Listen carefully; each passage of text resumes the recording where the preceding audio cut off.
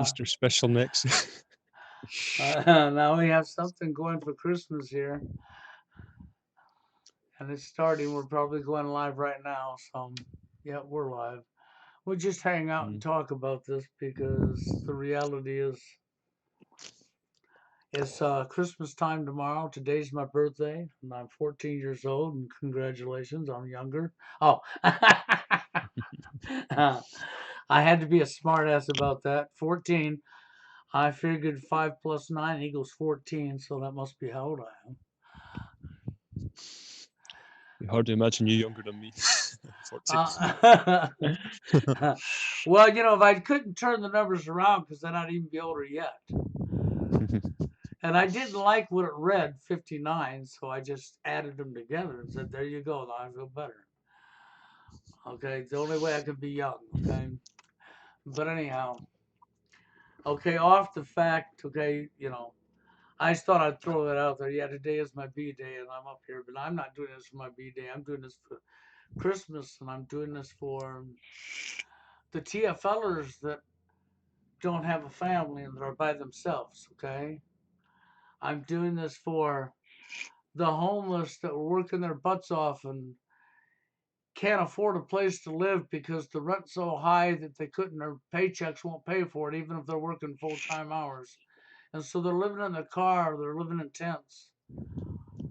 I'm talking about the fact that they claim we're having a food crisis when we're not, that we're overpopulated when we're not. The lies are off the charts. And cities like Detroit, when they moved all the manufacturing over to China, okay, like GE sold their people out and moved to China and went to China and left people on the streets unemployed, okay? This is what I'm talking about. And then the labeling that we've been programmed into believing that we should point and look at somebody else because of the monetary system, money, the root of all evil. Okay. And then I like to hear it when the experts are talking about the dollar crashing or the money crashing and blah, blah, blah. And we can't overprint because we will deflate the dollar and bring prices up. It's all a fucking Ponzi scam in your damn face. First off, once upon a time, gold was backed by the dollar was backed by gold. And when the dollar was backed by gold, if you printed too much then all the gold had to be divided out for the percentage per dollar bill, and it deflated the dollar. Okay? Because gold is what was backed and how much you could print. You couldn't print no more than.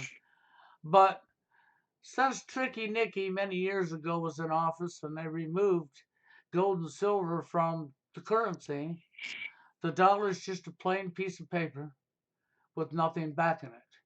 You cannot deflate the currency because there is nothing backing it. You can print as much as you want and never deflate the currency because there is nothing backing it. And people don't want to understand that. Then they went in this country and there were all these pawn shops in different places. We buy gold, we buy gold. And they're sending this shit overseas and it's being melted down and put back in brick bars. And the same bloodline, the same families like Rothschilds and Onso are collecting all this gold and putting it to their wealth that they don't need because they're controlling anything and everything, resources, money of any kind. Okay, meanwhile, when a city goes broke, like when we moved our jobs out and people went homeless, we created categories for these people and we labeled them and we call them loser. We call them this and because you got a few people that are hooked up on the drugs that were piped in by the government and the alcohol that was created by your governments, we use that to label them people too. And we say that that's all the homeless when that's a farce, that's a lie. Okay, but here we are with the labeling again, calling people losers and on and on and on. The labels, we got so many of them, don't we?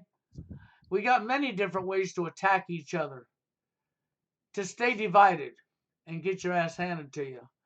Okay, and I got somebody here on the show I want to go ahead and speak, but this show's going to be about just that. Here we are at Christmas time, and we probably have a whole bunch of TFLers, okay, that have no family that are by themselves. Mm. Okay, then we have outside of TFLers and stuff, in the manosphere, this going on, we have families that are homeless because they couldn't keep up with the rising prices. Because the phony baloney money that you're using, that toilet paper that you're putting in your wallet, that toilet paper you're working for? Yeah, Yeah. that's exactly it. This is what I'm talking about. Who's owned by a handful of a family, a handful of people who print all of it that they want for themselves anytime they want, who claim total ownership over it over the top of you. Yeah, who own the monetary system, the printing of money in many countries across the world, who are pushing NWO down your throat, okay? And their new plan, of course, is to give you a cashless society, which they'll be doing. David Icke did a great video this morning that's off topic. I'll talk about that Saturday. But today, let's talk about why are we standing up to these people. The last president that tried to take the monetary system back and give it back to the people, he caught a bullet in the back of his car in front of everybody. So with that being said, I'm going to shut up and I'm going to let my good buddy over here have some words on what he feels and sees. Yeah, they've done it really intelligently, haven't they? Like they've made everything into a competition, into a sport, a game, an arena, and it's basically about division. We've got people hating each other so bad that they're never going to care about anybody else but themselves. They're never going to stand up to anybody else, and they're happy enough so long as they can, get by with their mediocre living, so long as they got a roof over their head and all of that. I mean, I know we don't have much money today, but I do think, in comparison to the past, maybe the conditions are more comfortable. Like we have indoor plumbing and electricity and stuff, and that's definitely, and cars and computers. We have all this stuff which basically 200 years ago, not even the kings would have had, allegedly. And you can travel across the world and stuff. Not everybody can, obviously, like the homeless and all, but yeah, it's like if you have that going for you, you're not really going to care about any of these people who are homeless or whatever, or who are lonely, because you've got a good enough deal, and you can look down on them, and it makes you feel good to look down on other people, so you don't feel like you're at the bottom. You feel, it's all comparative. Like, I mean, Right, wealth wealth is it's comparative. all competition, right? And Yeah, it's yeah, compared yeah, just like a competition, and then comparing yeah. things one to the other. Still, that way of a competition, which is better? Oh, and I got more of this. Oh, well, hold on a minute. Every last bit of this man is man-made. That Well, toilet paper yeah. you're working for is man-made, and it's created by, I mean, first off, what's so obvious in everybody's face is money, the printing of money for entire countries should have never, ever, ever, ever, ever been owned by any single family. It should have Mhm. always been owned by the people of that nation. Always. And controlled by the people of that nation. So I would say what needs to happen is we need to get pockets of people all over the world creating their own currency and an agreement with each other and trading their goods for that. If you Against think what about it, these yeah. people say, regardless of what they say, because they get their power from us listening. That would be the first step in line if it was up to me. But now I know that ain't going to happen. But if it were up to me, this is what I would do, because if you could get people across the world on board with that, you could stop the wars, you could stop the fucking homelessness and the starving, you could turn everything back around. These cities like Detroit that are falling apart and say, oh, well, and these job loss and this stuff that's going on in San Diego, the greed, or, ever since Silicon Valley came in and all these corporations come in and all these people making 250, 300, 400,000 a year came in there.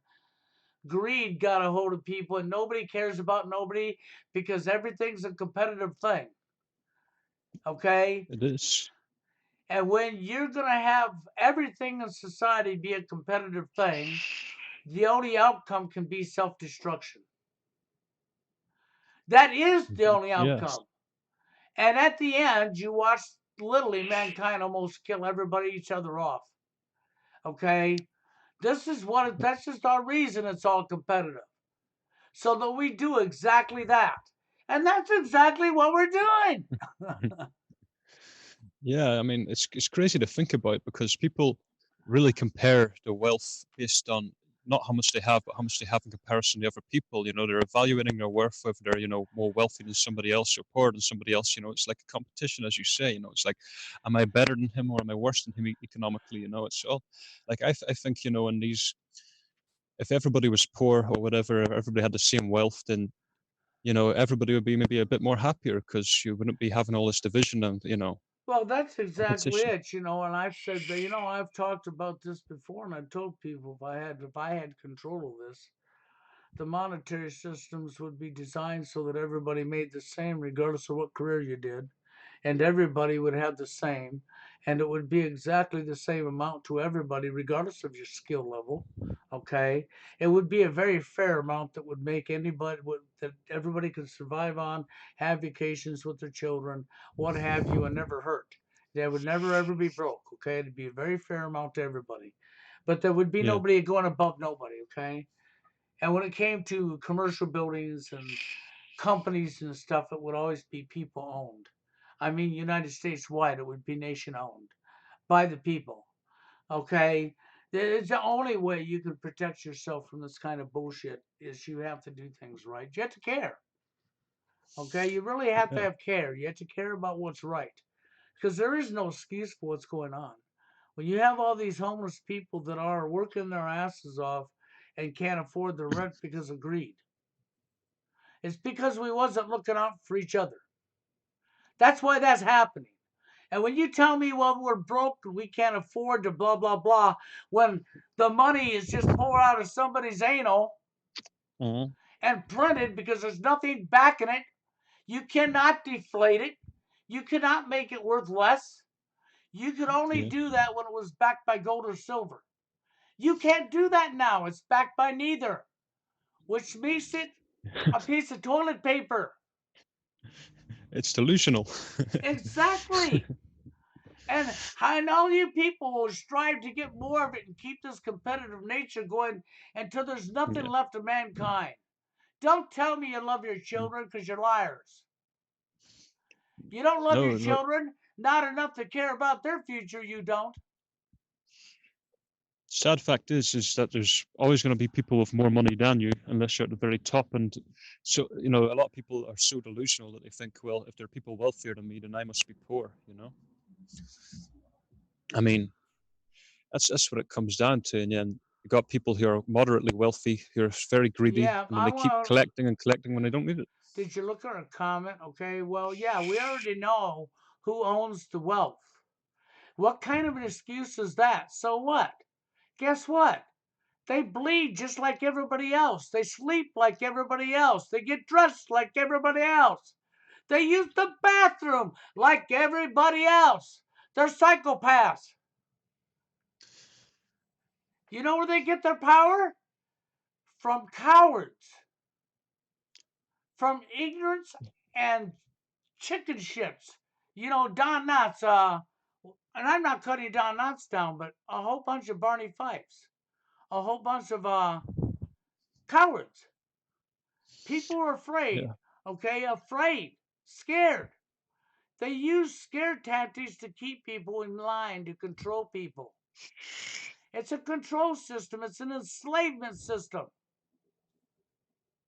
They're doing what they've always said they were going to do with NWO right in your face, and people fucking want to be oblivious to it. For the young people, I can give them more respect because the young people, like my friend here that's on the show with me, the young people his age, they don't know any different. Their entire life, everything has been the way it is now, and they think like the dating arena has always been this way. Okay, when it Mm. hasn't. Yeah. They think it's Okay, always been this way. and when it hasn't, when there's no truth to any of it. And the point is it's all man-made, and it doesn't matter who the jerk is that has control of it. I don't care if they're another life form from another planet. They need stopped, which means people have to grow some gonads again. Good luck on that one, huh? Yeah. I mean, it's just they've done a good number on people. They've got everybody divided, and the ones who, I mean, it's a comfortable enough style of living. Like nobody's starving to death yet. You've got your food. I think even. I mean, there are a few starving to death, but probably a very small percentage of the population. So, I think for these guys who got roofs over their heads, they're happy enough to just sit by and watch the show. The biggest problem to our guest with achieving it is that it can only be achieved one way. And that's through people recognizing what's really going on, stop lying to themselves, understand where it's going to lead you, getting angry about it, and standing with other people, and then that going viral and people's behaviors going viral that way, so that people would have enough care to stand against these people, and it doesn't take bloodshed. It takes everybody willingly standing down. Law enforcement, military, everybody pretty much standing down and leaving the handful of corruption around society. They are all complicit, standing by themselves with nobody listening. They cannot lock everybody up. They cannot prosecute everybody. It's not possible. They can't make things move. They can't do anything. Okay? It's really the only way out is through care and through doing this, because weapons and war and killing each other isn't the answer. It never has been. This is why it keeps failing time in and time out, time in and time out. Because some other idiot's going to come to fucking the same position, have a bunch of weapons and a bunch of guys, and more people are going to die, and they're going to try it again. Because we have this competitive mindset where we have greed, wanting to control and own everything. And this is the type of stuff we have to change about our own selves. Okay, we really do.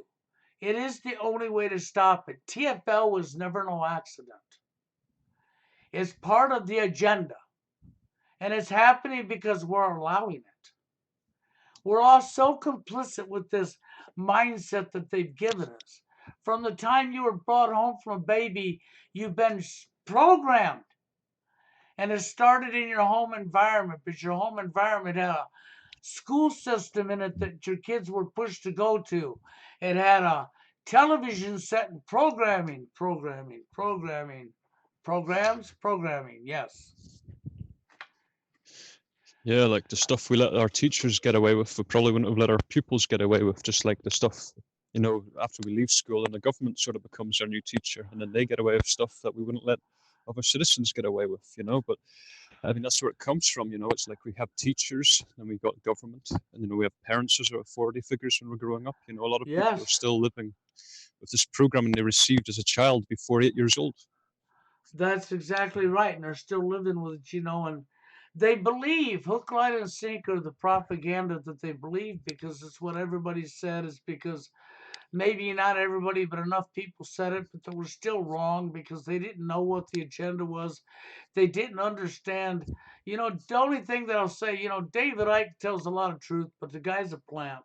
He also tells lies and deception. Okay, the guy's an agent. But he's put there deliberately to tell you what they're doing. And it's up to you to figure it out. But most of you call him a nut job and won't pay attention to what's being said, so you can pull the truth out of the lie to figure out what's really going on, because they've always bragged that they would tell us and that we would do nothing about it. And they've been telling us lots of ways. They've been putting in your face in Hollywood. They've been using people like Mark Passio and David Icke and Alan Watts and on for years now, Alex Jones, okay, to tell you lots of truth, but also tell you lies. And you got to be able to understand what's really going on to understand when they're being lied to. And you have to use your own brain, critical thinking skills, which people seem to have lost. And the best way to get that back is to start caring again. Have empathy.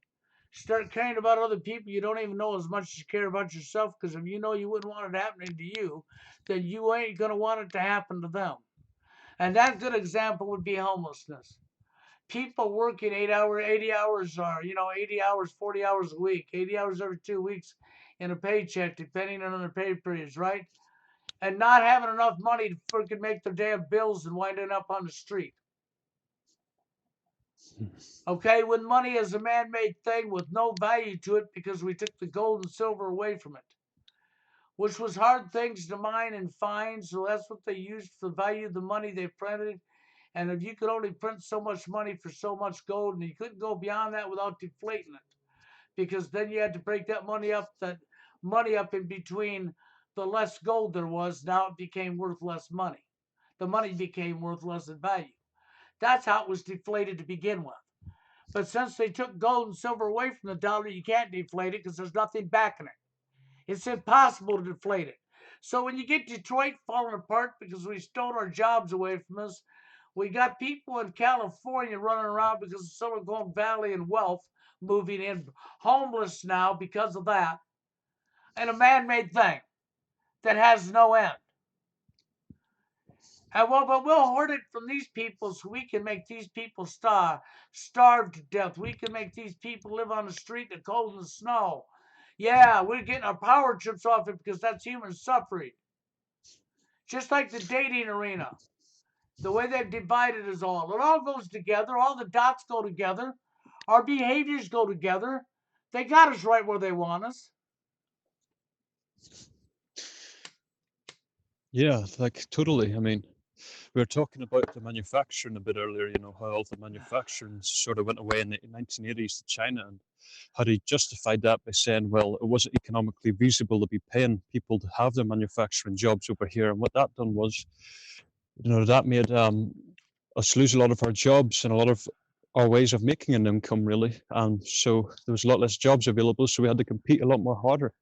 And there was a time in these countries whenever you used to make everything, every material near enough was manufactured and produced within the own country. You had like self-sufficiency. But nowadays, you're reliant on China for most of your goods and materials from importing them in, and they're made in China. So once the collapse does happen, you know, you'll there will be no there'll be no way of like producing these resources themselves. You'll have to basically beg the Chinese to import them for us, and the Chinese That's say no. right. You'll be begging your new leader, your new superpower. That's been told many times that China is the new superpower of the world. The United States is going down. And for anybody that thinks we're full of it, I'm full of it. I mean, I'm full of it.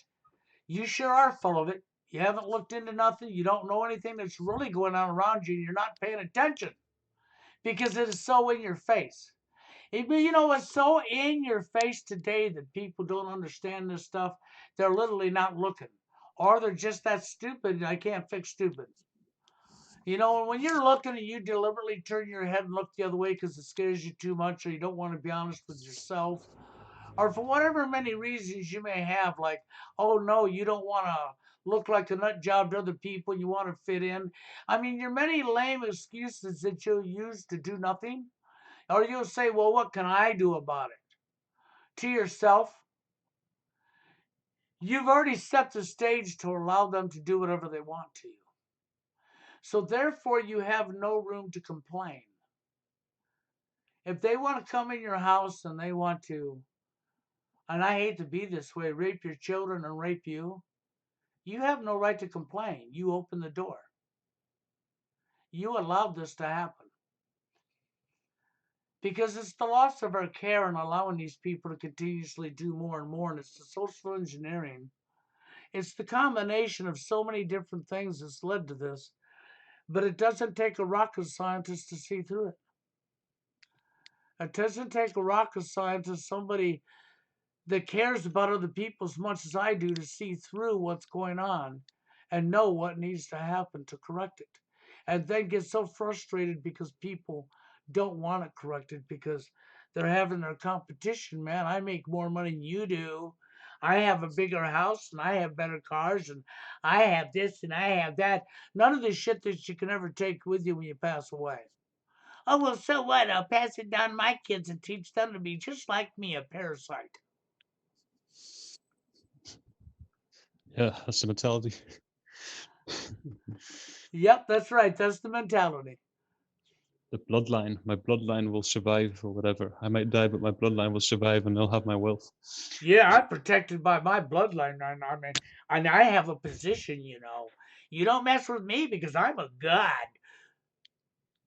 No, you stop the people with that behavior and you put them where they belong. You take away from them. You deflate their ego. Oh no, deflating an ego? Oh man, I might have said a major crime. I talked about deflating somebody's ego. What do you think? Yeah, yeah. I mean, oh, you told somebody something they didn't want to hear, a harsh truth. Yeah, sometimes I got Oh, a bad habit. I just one of the bad habits I uh, have of doing that to people, and and I get some enemies made when I do that to people. And what can I say? yeah. It's like, okay, so what do you think? There was a little story you were telling me before we went live about another person who went live that he Oh, yeah. believes that competition is what? Believes competition is natural, right? He says, but yeah, basically that everything's always been about competition and competing, and if you don't want to compete, you should just kill yourself. Right. So it's just a natural state of things, affairs, it's normally perfectly natural in human beings to want to compete against each other. So with that type of mindset, then I'd have to say, well, that's awesome because I think that we should be competing for food. Well, what do you mean he's not good enough to get his next meal? And he's Mhm. pissed. What do you mean he hasn't ate a week? Oh, well, I'm sorry you're a loser. Oh, I'm using one of your labels, ain't I? Yeah, maybe we should Yeah, just start sorry you're beating a each other up, loser. Yeah. stealing, stealing, and all that, because it's just a competition. Use force, beat people up, See, this is what I'm Beautiful telling you, language. man. This mindset of everything's competitive has been programmed into you. It's not natural. It's never been natural and never will be natural. What it will do is help the elite destroy your society and bring down your nation. What it will do Yeah. is lead to lots and lots and lots of innocent people being killed by other people that are victims of the same BS. Hmm. Okay? Giving these people who are controlling your money their wants rather than standing down and saying, up yours. Yeah, we should create some competition for them people at the top instead of fucking bowing down to them all the time. Exactly. Exactly. There's, it infuriates me when I see this stuff because I really truly care and I see all this stuff going on and I'm watching and it's so in your face that the US currency is, I'm sorry, it's not backed by gold and silver no more, people. It hasn't been since Nixon, which means you cannot devalue the dollar. That only Yeah. happened when it was backed by gold and silver. Then the more currency you had, the more you had to divide it out between the currency and the less value it became. Bill, I just realized Nixon, he was just before I think they started moving out to manufacturing jobs. So, maybe that's not a coincidence, the fact that once the currency No, was it's stopped being not. backed by gold, they moved Exactly. out of the jobs. It's not. It's to bring this country into third world nation status. It's all been deliberately done. It's all been planned. People have been screaming this at people for years, but they don't want to hear the truth because it scares them. They want to wait until it actually happens to them and say, oh no, that's what cowards do. It's gotten this bad because of that behavior, that mentality. It Mhm. cannot be about a competition. You're looking down at people that you made homeless by sending your job overseas. You're looking down at people over man made stuff and just see nothing wrong with your behavior. Well, it makes them feel good. Yeah, Don't okay, hurt their which, feelings by calling them out. well, then they qualify as a psychopath. This means they're a Yeah. nut job themselves. And if you're going to have Yeah. a whole world full of complete nut jobs, then I would say let the bombs fall and let millions die. It's time for a good cleansing Well, yeah. How because bad there's everything's gotten. absolutely no excuse for it. I don't care what people say, there's no excuse. Yeah, I can't blame them. Can't blame the elites for hitting us with how bad it's all gotten, how bad we're all treating each other. You know, I mean, maybe they're right. You know, they want to reduce the population, right? They're the ones that Yeah. made you act this way, but they did prove one thing that you're all pretty damn stupid. Yeah. And they're a whole lot smarter than you'll ever be. And they hate people like me because I see through their crockery. You know, and it's so Yeah. simple. People just need to really think hard about if I don't want something done to me, why would I do it to somebody else? If I wouldn't want it to happen to me, why would I do it to somebody else? You know, Mhm. it's like 1, 2, 3, ABC. It's simple. Oh no, you'd be weak if you done that. No, you would be weak if you didn't do that. It isn't the opposite way around. They flipped everything upside down on his head. They didn't hesitate. Everything has been turned upside down on its head. Yeah, I mean, they encourage you to become a psychopath and lose your care. You know, if they're encouraging you to do that, that's what they want you to do. You're going along with the plan. You know, maybe the opposite, having care, is what they don't want you to do because that might make you more powerful and be more of a threat to them. That's exactly what it would do. You would actually become more stronger and you would become more of a threat to these people that are doing this. And then, just through simply standing down in massive numbers, you would shut these people down. You would take all the power away from them because you're not listening. And that would be military, law enforcement, all entities turning their back and walking away from them, realizing where we're taking ourselves and stopping it. Now suddenly the people pulling the strings ain't pulling strings no more. Their biggest fear. But there's Mhm. only one way to save ourselves, and that's through this.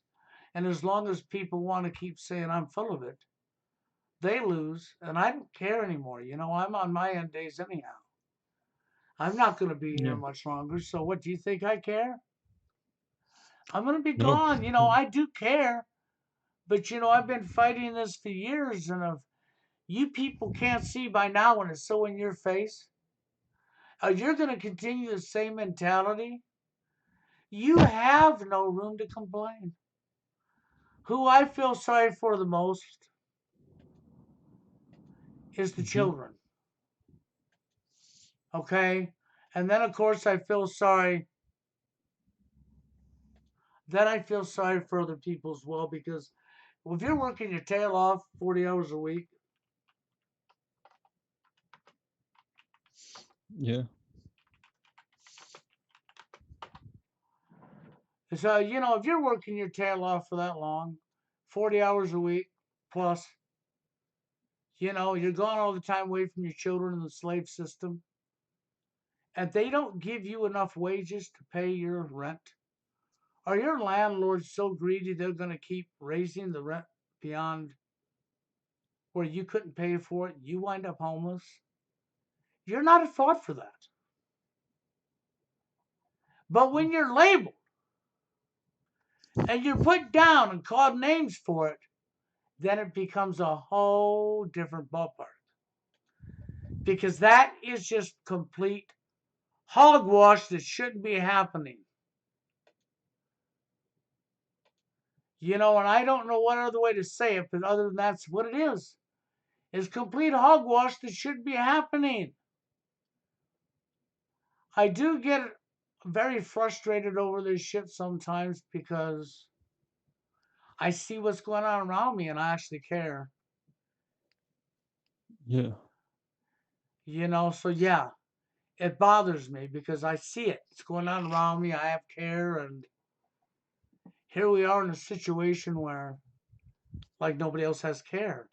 And it well, welcome Steve. How are you? Doing good. How are you, Bill? I'm not doing too bad. I'm just having my rant over what I've been watching and seeing and Yeah. understanding.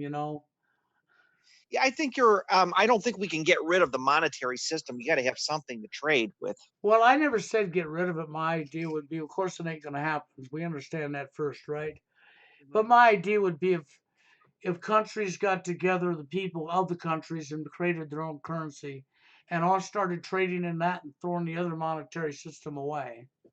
Well, And that's what you call a. You don't want a one world currency. That's not going to help. I didn't talk about a one world currency. I said each nation could do it for themselves and is controlled by the people.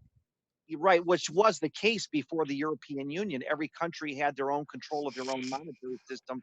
The Germans had theirs, the French and the Italians, and all of a sudden we get the euro, which is what euro. The euro was not a great idea. No, well, but the problem now is you got a couple of families owning all the monetary systems across the globe and controlling people in doing so. Governments and people are being controlled, and then you got the mindset because of the way society's been set up is all of you. It's like connecting the dots. When you look at the way society was set up, it's all a competition, it's all competitive. When you got what happened here years back when GE was sent overseas and the car manufacturers were overseas and we lost all these jobs. And then what they did was before they took the jobs, old Tricky Nicky took the gold and silver away from the currency that used to be backed by gold and silver. Okay. Well, So, Bill, it's unrealistic because you can't have in a world as complex as the economy today, you can't have it backed up by gold and silver. There's only enough silver and gold to go around. So all you're going to do is have someone hoard all the silver. oh, I understand what you're saying and I agree with you totally. Okay. But my point was, is since, see, the point of the bringing up the gold and silver again was for this reason only. Since the time that happened, we listened to them talk about, well, you cannot print more money up because it'll devalue the dollar, it'll cause inflation, right? Well, when it was backed by gold and silver, I would agree with that. When it's backed by nothing and you're just printing it out of thin air, then I can't agree with Hmm. that. Right. Well, Bill, I mean, yeah. economically, there's other issues as well. Because we're not manufacturing goods, the tax revenues are drying up, and they're trying to get more and more revenue out of people. Like you know, these local school levies that are happening throughout my region of Ohio. It's a constant way to keep you in poverty. I think you have to be very aggressive in this economy. What you have to do if you're living MGTOW by no fault of your own, what you have to do is you have to figure out what is more practical. Like a lot of guys that move to the Philippines who are maybe divorced or single, they economically forecast, okay, what's feasible to me for me to live at, what kind of income, because you have to be strategic and plan your life because things are constantly in change or flux, as they say. I hate that expression, but it's true. You have to be aggressive and understand, okay, you live in a region of the country where they keep doing stuff like this, where taxes are through like California is. You have to get the hell out of there and go somewhere where you can, and I know it creates mass exodus, floods and stuff, but what are you going to do? Well, Steve, I once again I would agree with you because until we, which ain't gonna happen, Yeah. okay, until we could get our heads out of our know what and start having more of what Steve possessed and I possess and caring about other people enough, we could never change anything anyhow. I'm not a perfect person, Bill. I mean, it's not I like didn't every, say that. I'm talking about just the one thing that you yeah. represent, that I represent. It's not everything because Yeah. no, there's no such thing as a perfect person, okay? I mean, if I was a perfect person, I'd be giving half my money to charity, and I don't do that. I mean, Oh I no. I don't have the resources to give $50 million away like Bill Gates does. Oh no, Uh, I totally agree and I understand what you're saying. Okay, but the point is it doesn't take weapons and wars to change things. It takes people. uh, Bill, we're so divided in every way, and every year we celebrate Christmas and we play the Jingle Bell music and everybody's Oh, happy. tell me about it. The most these are the most depressing times for me or for a lot of people because They are. you every year you're getting older and as you get older you realize that the euphoria of Christmas only lasts as long as the season, and then you're back to square one again, and the new year comes, and then so it kind of gets how do I put this I guess what I'm saying is that there's these complex problems. I don't know if we can solve them all. Like you're talking about TFL, the monetary system, the greed, and all of this happens though on an individual level. Bill, I'm going to tell you something. One thing I will tell you, we can blame it on Rockefellers and Rothschilds. Individually, we have to fight our narcissistic side. We have to do it. Well, as I explained, already, okay, because we point at somebody like Rockefellers, I'm only using them as an example, that they own all these different monetary systems in different nations, including ours right here in America, right? And how the money's being used as a weapon against us. But I stop at that because even with all the social engineering is put on, people still have the ability to look through and see what's right and what's wrong. Okay? If they choose not to, we can't make them choose. We cannot make somebody's choice. But the reality is if we keep the system as it is now, it can only lead one place Hmm. because everything is competitive. It doesn't matter where you go, from the workplace to who's successful, who isn't when it comes to making a living. Okay, people's comparing their wealth to somebody else's wealth. Okay, people that get too much wealth or too much become snobbish and look down on other people. People's Right. egos are inflated and they're looking down on other people when they're nobody, and we're all human beings. Okay, Hmm. and it's Well, this yeah, type of stuff right here. These are all things that we have control of, but we don't want to control them, do we? Yeah, that's it. Bill. Like, I mean, It's you talked asking a about. lot. It's weird to say this, Bill. As I've gotten older, I mean, I'm a caregiver, and I've asked this question, like, how many people visit relatives in nursing homes? I've kind of come to accept the fact that just this is just how people are. It's not that I think it's a good trait to have, but like if I go out to visit my mom 3 times a week and I hear some lady say, "Oh, my daughters haven't seen me in a year," I think to myself, I think to myself, do I want to judge those people or just accept it for what it is? It's not. There's not much you can do about people's behavior. The only thing you can do is change your own. Yes. You can only change your own is correct. See, you're not off on what I'm saying at all, okay? It's when I agree with what you're saying because you're correct. And that's why, I've told people many times, of course, I don't expect it to go too far because people just ain't going to. But they also can't complain at the outcome if everything goes completely bad and they lose everything they got. If they can't Yeah, look in and see if you can't pay attention to what's going on around you and yeah. become angry at the right things, because see, Steve, you paid attention to what was going on around you. When you seen a sewer project come in, you knew that it was going to do this and this. You became angry and you spoke out against it. And I Okay? did the best I could. Yeah, and that's like, and I've learned to kind of accept it, Bill. It's just how people are. They're Yeah. lackadaisical, and But they get pissed off, and then they want to know why this happened, and then of course they still don't want to do anything. This is the funny thing. no, Even exactly, exactly. even after they get the $20,000 run the pipe past your house, Bill, they're not going to be up in arms still. I mean, You're it's right. to the point. No, you're totally correct, Steve. Yeah. Okay, So I yeah, I've learned to kind of accept that. But go ahead. you're totally correct about what you're saying. But see, the point is, Steve, you had the right action to it, and you took a stand. You may have not Hmm. have gotten nowhere, but you took that stand.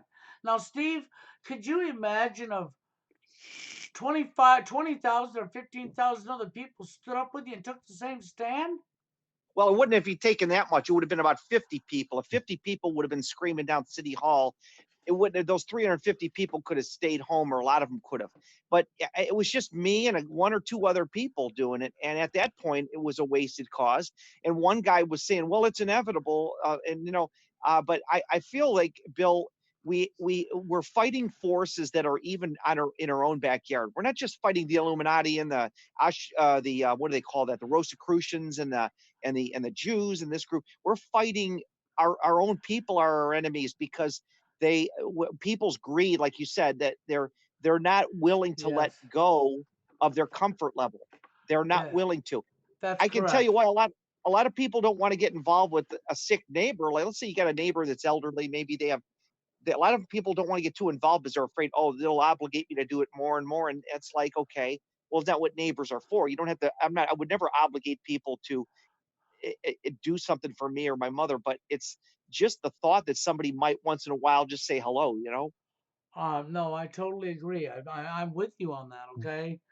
Yeah, I wished I could change things for everybody because I care so much. I yeah, know I know. that I know that I can't. Okay. But I still harp on it because the fact is we have the ability to change it, but we don't want to do it because what Steve said is so correct. You get comfortable, your monetary system, there's a reason money was called the root of all evil, okay? Because it holds you right where you're at. And then you won't do anything like when Steve stood up to the project in his community. Most of you won't do what Steve done because you're already comfortably in your comfortable zone with your monetary in your pocket. And then, of course, with that, what did that do? That actually controlled your action. And so when you can be bought out or it can be used to control your action, then they control you. Yeah. I mean, Bill, I just, I feel like this way. I'm not fighting. I feel like I'm at a different point. And here's another thing: a lot of people have to understand as you get older, you're at a different point in your life. You reach a point like you and I have already that a lot of these things maybe will never be changed. They have to fall on their ass. Like TFL, for example, Yeah. TFL is going to have to hit critical mass before it really becomes an issue. I think that even red flag laws won't stop the at least the frustration of it. I don't think they'll necessarily succeed at passing them completely. I think what'll happen is they're going to have we're living in some people say this is the age of Aquarius or whatever because they're saying it's the age of the female. I don't know what the future holds. I think 2012 was a pivotal change in our life. After 2012, things started to really, I think the invention of the smartphone and social media really hit hard after that point.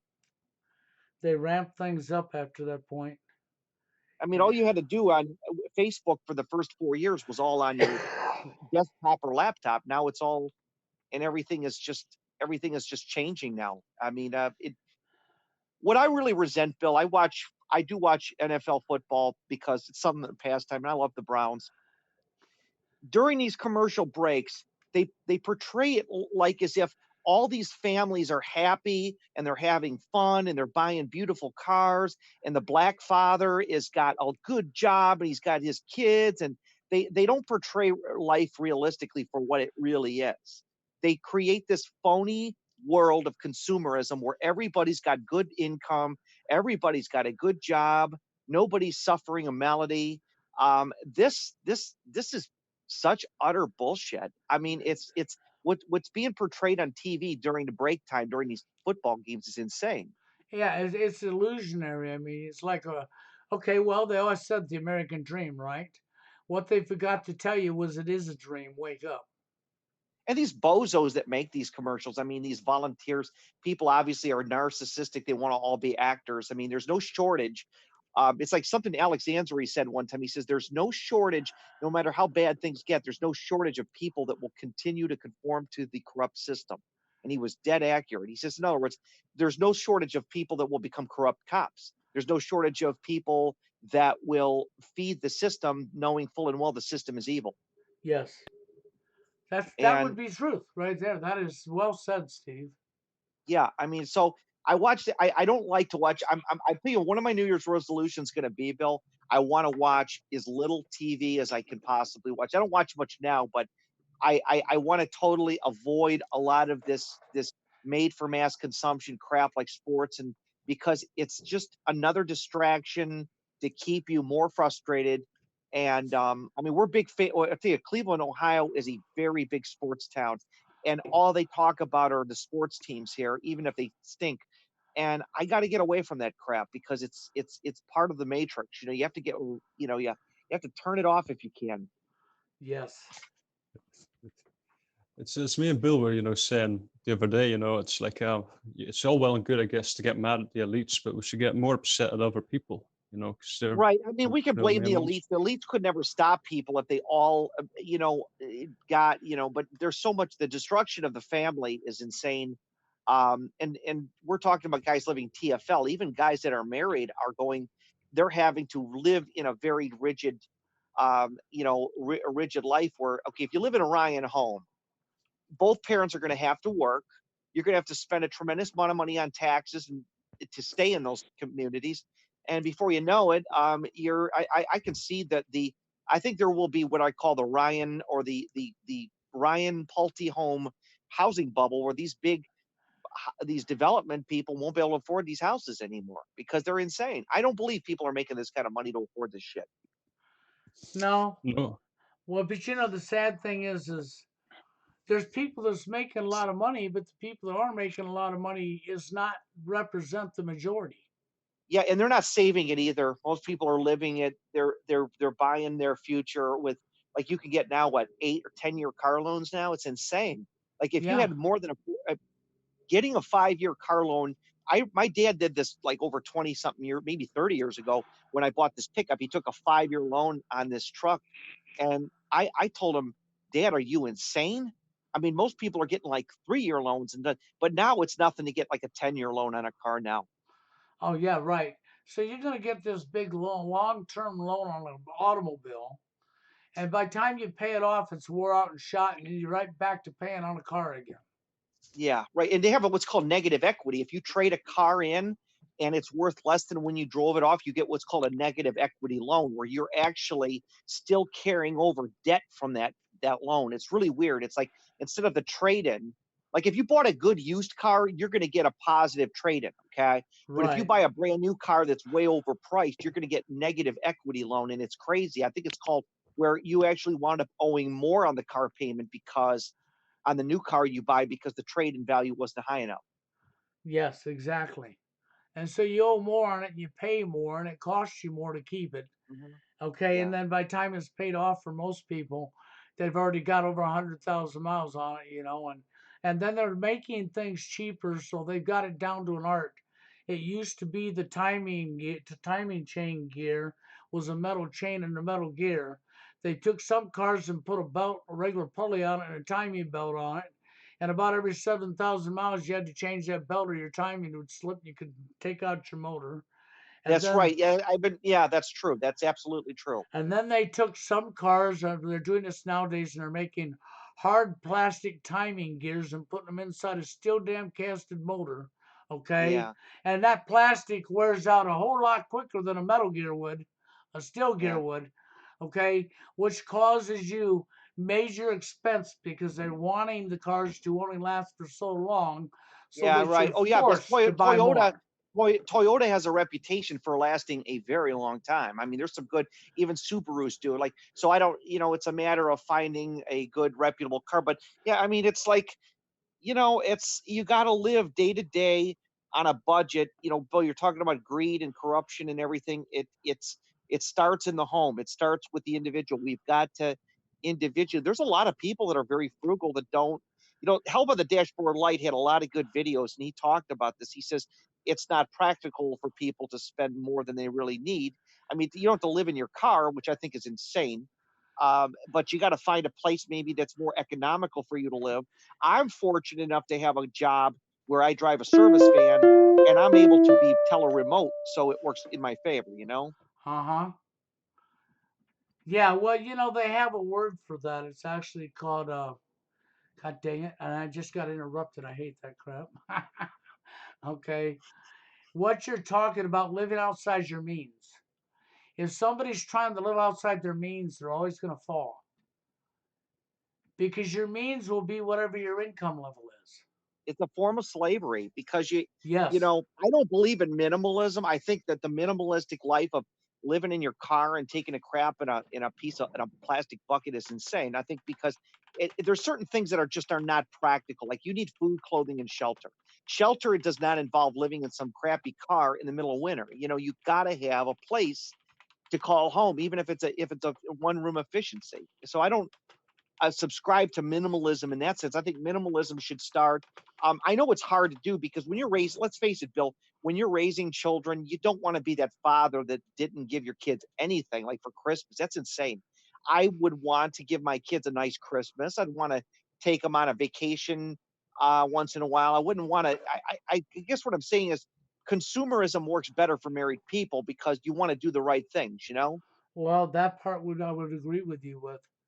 Because you're right. As being a father, everything you said is the stuff I strive to do for my son. Right, you don't wanna be that father that, like, your daughter wants to get maybe a new pair of jeans, and you're real cheap with her, and then next thing you know, your kids wind up hating your guts, and, like, you know, they wanna get the hell out of the house and never talk to you again because you want your kids to love you. You gotta be stern with them, but I know I'd be a good parent, Bill. I know I'd probably never have kids, but I think I would be a good step parent because I would know I would still give that kid love and affection and support, but you know, I would teach them the value of, you know, obviously I'm not going to buy them a brand new car or anything like that, you know? No. I mean, well, that's just it. It really starts in the home. And if you get some wealthy person who spoils their kid and gives them everything they want, then when Hmm. they get older, it's not a gender issue. They grow up with self entitlement issues. They grow up a lot of times irresponsible. Unless they're groomed into a family business or something, then they don't know what it's like to not have money. Bill, it's weird to say this, but the laws of the universe have a very weird sense of humor. It seems that no matter how much money you have, like if you're a poor black kid and you become a multimillionaire sports star, you can see why a lot of these players blow their money because the money cannot give you common sense. It creates problems. So No, you wind up being a fool with this. There's an old saying by Shakespeare, a fool and his money will soon be parted. And that's a true because I mean you got players out there that have made 100 million in their career and they're flat busted broke. yeah, And you know, you're correct so about that. Money won't buy you your happiness anyhow. yeah. Having a worthwhile goal is important. I just play chess part time on my computer, and I just play it with. I have these apps. I have this chess app that I play on my iPhone or my Android phone, and it's fun. I have a, you know, there's a lot of things that don't cost that much money that can make your life very worthwhile. Yeah. Well, there actually is. When you put Yeah. your mind in the right spot, you don't gotta have money to be happy. Okay. Hmm. And and that's the problem with people who strive to get big amounts of money in their life. Then when Yeah. they fall, they're very unhappy, or they get felt they're very wealthy and they become unhappy even though they're wealthy because they don't know how to be happy. Right.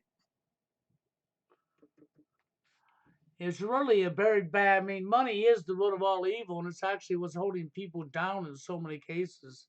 It stops us from doing the right things because we worry about we can't afford to lose our home. We can't afford to lose this. We got kids. We got to be able to take care of this. I've got to, and if I do this or if I stand up and I say something, then I might lose what my way of making a living and so it becomes a form of control and it controls you. And I think this is the hardest thing of all because I think if it wasn't for the monetary system, we would stand a chance of getting people to listen and care better than we ever Ah, have before. Bill, I hate to say it. People have to get rid of their own personal narcissism. It starts in the home. It starts with the individual. We can't blame it on some big encompassing thing called the monetary system.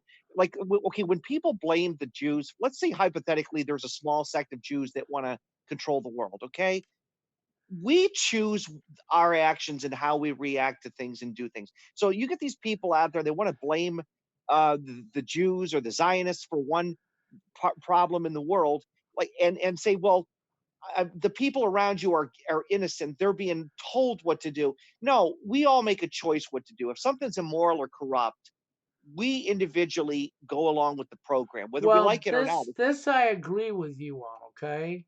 When I say what I say, I'm not saying it in the text of what you're saying Yeah, because nothing's ever 100% across the board. right. What I'm saying is this: if it wasn't for the monetary system, you would still have more good people that would come forward. You're still always going to have everything you just said. Well, when you say the monetary system, whose monetary system are you referring to? I'm Because okay, talking what about money. replace what I'm talking about money, period. okay, money. What replaces money, Bill? Okay, we get rid of this so-called monetary system. What's going to replace it? What's bartering crap for crap? It's not practical to barter. I never said get rid of it, okay? That's not my suggestion. I'm talking about what people would never agree with, okay? Is something I talked about before you came in. You're talking about basically communism. Is what you're talking No, about. I'm not.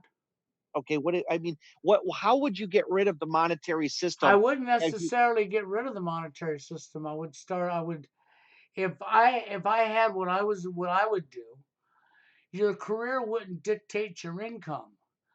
okay, Everybody that's every communism. That's well, communism, Bill. Everyone, every you man already of have okay, well let's put it this way, Steve. yeah. You already have all 10 planks of communism implemented in the United States right now. Oh, I know. We are living in a. We're living in a. You're right. We're living almost a corporate or crony capitalism or corporate capitalism is a form of communism. It's Right. just it's disguised. Forget the label on it for a moment. Let me finish Yeah, I what I'm know going what to you're saying. say, and then Okay. after I'm through, then tell me your opinions. That sound fair? Okay. Go ahead. Yeah, that's Okay. fair. So what I'm saying is this: if we took the monetary system and for people working, which was where we get all of our stuff from to begin with, right? Regardless of what the career was, everybody made the exact same amount, but it was a really good amount that assured their living, okay? So nobody would ever be without, okay? If Yeah. you'd done this on a if you'd done this on a massive scale, what Mhm. that would eventually do is a lot of your divisions and your comparing I'm better than you would go Mhm. away and people And would Bill, become better at and getting and and along. and Bill, I'm going to go back to what I said earlier. You're right. It would hasten the problem, but people individually have to choose to not be discriminatory. And even with the present monetary system, you can still be a good person in this system. You This just choose not to be. Like for example, I a lot of these MGTOW guys still are judging guys by their income, what they're making. In the MGTOW community, if you're making more money, you're somehow more valuable. Okay, so we are making a choice to behave that way. Where I'm not saying the answer is to be a loser because I'm not a loser. I have a good job and I work and stuff. But at the same time, I don't think that I don't think that I would judge somebody only making 30,000 a year or 20,000. I understand what you're saying, Steve, and I agree with what you're saying. Hmm. Okay. My point was the fact that if we had a system set up like I said, it would Hmm. do away with a lot of the behavior, never all of it, because you're correct. We are making our own choices. Right. Okay.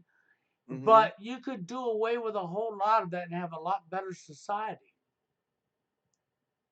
I know, Bill, and I think we can still and MGTOW, and if TFL gets big, one of the good society things we might have is we might have all male communities. We might have I don't know if it's possible with, but you never know. You might have, I don't know if like again, we know that MGTOW men going their own ways a fraud right now. It's just it's a bunch of angry individuals that don't have any real organization skills at all.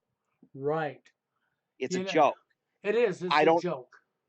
It is. It's a joke. It really is. I mean, and I don't know how much more. I mean, Bill, I think the only thing I will say is it does get frustrating as an individual when you have no control of the people around you, and we have to revert to YouTube and social media to get access to people that live so far away. Right. And unfortunately, the tools like what we're using here are controlled by the same entity that's doing this to us. So it makes it hard. It really does because they can control how far your video will go. They can put you down. Like right now, I went to 0 viewers again. Okay, so I went from 19 viewers to 0 viewers. Hmm. It's the same thing that was happening the other day, and I recognize it. It's a form of censorship. Okay, so it's to censor the show. That's really what's going on. And that's by people who don't like us talking about this stuff openly. Hmm. But it should be talked about because here we are back on Christmas again. Okay. And when Bill, you I don't think, have Bill. I disagree with you. I see you got 21 viewers in here. I don't care what you disagree with. Want me to screen cap it and share it, send it to you? No, I'm saying okay. Then on your end, it's showing you 0. I'm looking at 18 when I'm on your. Okay, that's right. Okay. That's why I said, you know what, about what I'm looking at right now on my end, I watched it literally go down to 0 and it's froze at 0 right now. And on your Okay. end, you're Wow. seeing a different number. Okay. I already screen kept it the other day and showed it to my guest in the show. And he saw it with his own eyes. And I just watched it do it again and I'm sitting here on 0 yet. Yeah. Okay. And for you to see a different number than me and for me to watch it happen in my face, that's censorship. Okay, now we just jumped back to 19 because I've called it out. Isn't that funny? Bill, I'm going to take a picture of the screen right now so that I can forward it to you. But it says 18, 19 actually. Yeah, mine just jumped from 0 back to 19 after we started talking about it. Wow.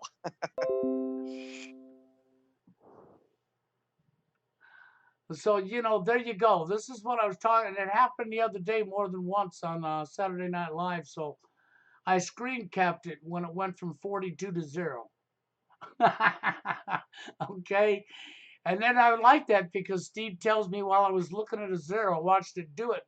Steve says, no, on my side, it's 18. Okay, so there we have two different numbers being shown to the public. Well, maybe not to the public, maybe just to me. Maybe I'm the only one they're wanting to mess with. That's okay. I just move forward because I look at the reality is I feel sorry in a lot of ways because I know that if you're out there breaking your butt and you're holding a full-time job and maybe even doing overtime and you can't keep up with your damn rent because of greed, you wind up living in a tent or a freaking van or a car, and maybe you got a wife and kids. And now here comes Christmas time. And for the kids, to me, when it comes Christmas time, because of what our society does every year, I strive to make sure my kid had a Christmas every year. Mm. Yeah, I know you did, Bill. You did a good job raising your son. You should be proud of yourself that despite all the and here's another thing, your kid does not hate you. That's a good trait. Bill, you've got a kid that loves his dad. I mean, Yes, I I know he's a do. little bit distraught but here's the thing, Bill. What you succeeded at is you succeeded at raising a kid that does not hate you. My fear of raising a child would be that I would have that kid wind up hating me. And because there is dysfunction in parenting if the kids grow up to hate the kids. They either were too they were too there's two things that happen with parents. They're either too abusive or they're too lenient, one or the other. That's They're that's and you were not correct. either. You were not abusive, but you were not too lenient on your kid. You know what I'm saying? There's a third thing that happens too, and Yeah. that this happens to married couples. Yeah. The parent that takes custody of the kids turns the kids against their other parent. And I've seen this happen. Okay. And then the kids grow up blaming and hating the other person. And one good way they do it is they deny you visitation. And I know all the courts say that they cannot deny visitation, but yes, they can. Because if you call the police, and I don't care what state you're in, it becomes a civil matter, and the cop won't do a thing about it, even if you show him the divorce degree. The cop Right. will look at the divorce degree, hand it back, and say, you have to go to the courthouse and file to take your ex in front of the judge. Now, what will happen is you'll go to the courthouse and you'll give up some monetary and you'll file and you'll wait on a court date and your ex will show up in court and you'll show up in court and the judge will slap him on the hand and scold him and tell him blah, blah, blah. And then you'll get to see your kids for the next fucking 3, 4, 5 months and then they'll do it again. And Right. meanwhile, they'll be slamming you down to the kids behind your back, turning the kids against you. And I've seen this happen so many times, it just makes me sick. Now she stopped letting you see custody again, or he. I'm not going to do a gender thing here, right? We know commonly it's a she, but let's say a he to be fair, okay? Then we do it again, and the parent has the same result. Back to court to pay some money, wait 6 months because the courts are all tied up. Meanwhile, you didn't get to see your kids, okay? And it's a repeating cycle. So you have what Steve talked about, and then you have that. So it's not a good situation. So kids will grow up hating their parents real quick. And he's right. My kid does not hate me. Matter of fact, I've been working on turning it around. It was the opposite way around. He disliked his mother.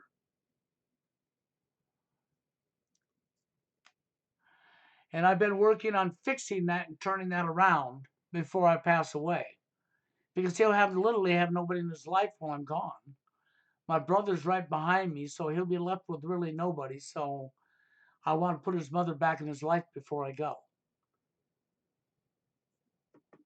Yeah, that's the way to do it, Bill. I think, I mean, it's So, unfortunate, like, but well, you know, in how, my how can in I my be? heart, I feel it's only right to mend the things that happened between her and I.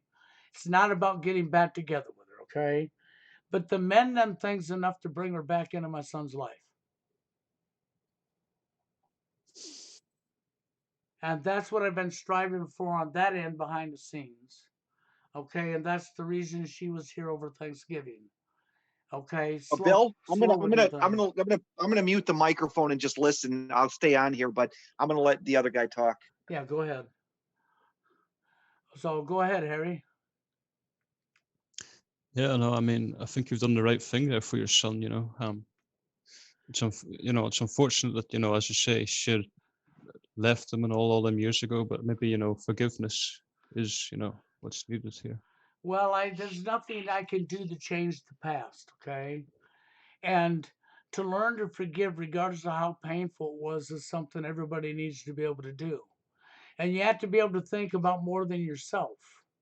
See, and my thought frame from this comes from my son.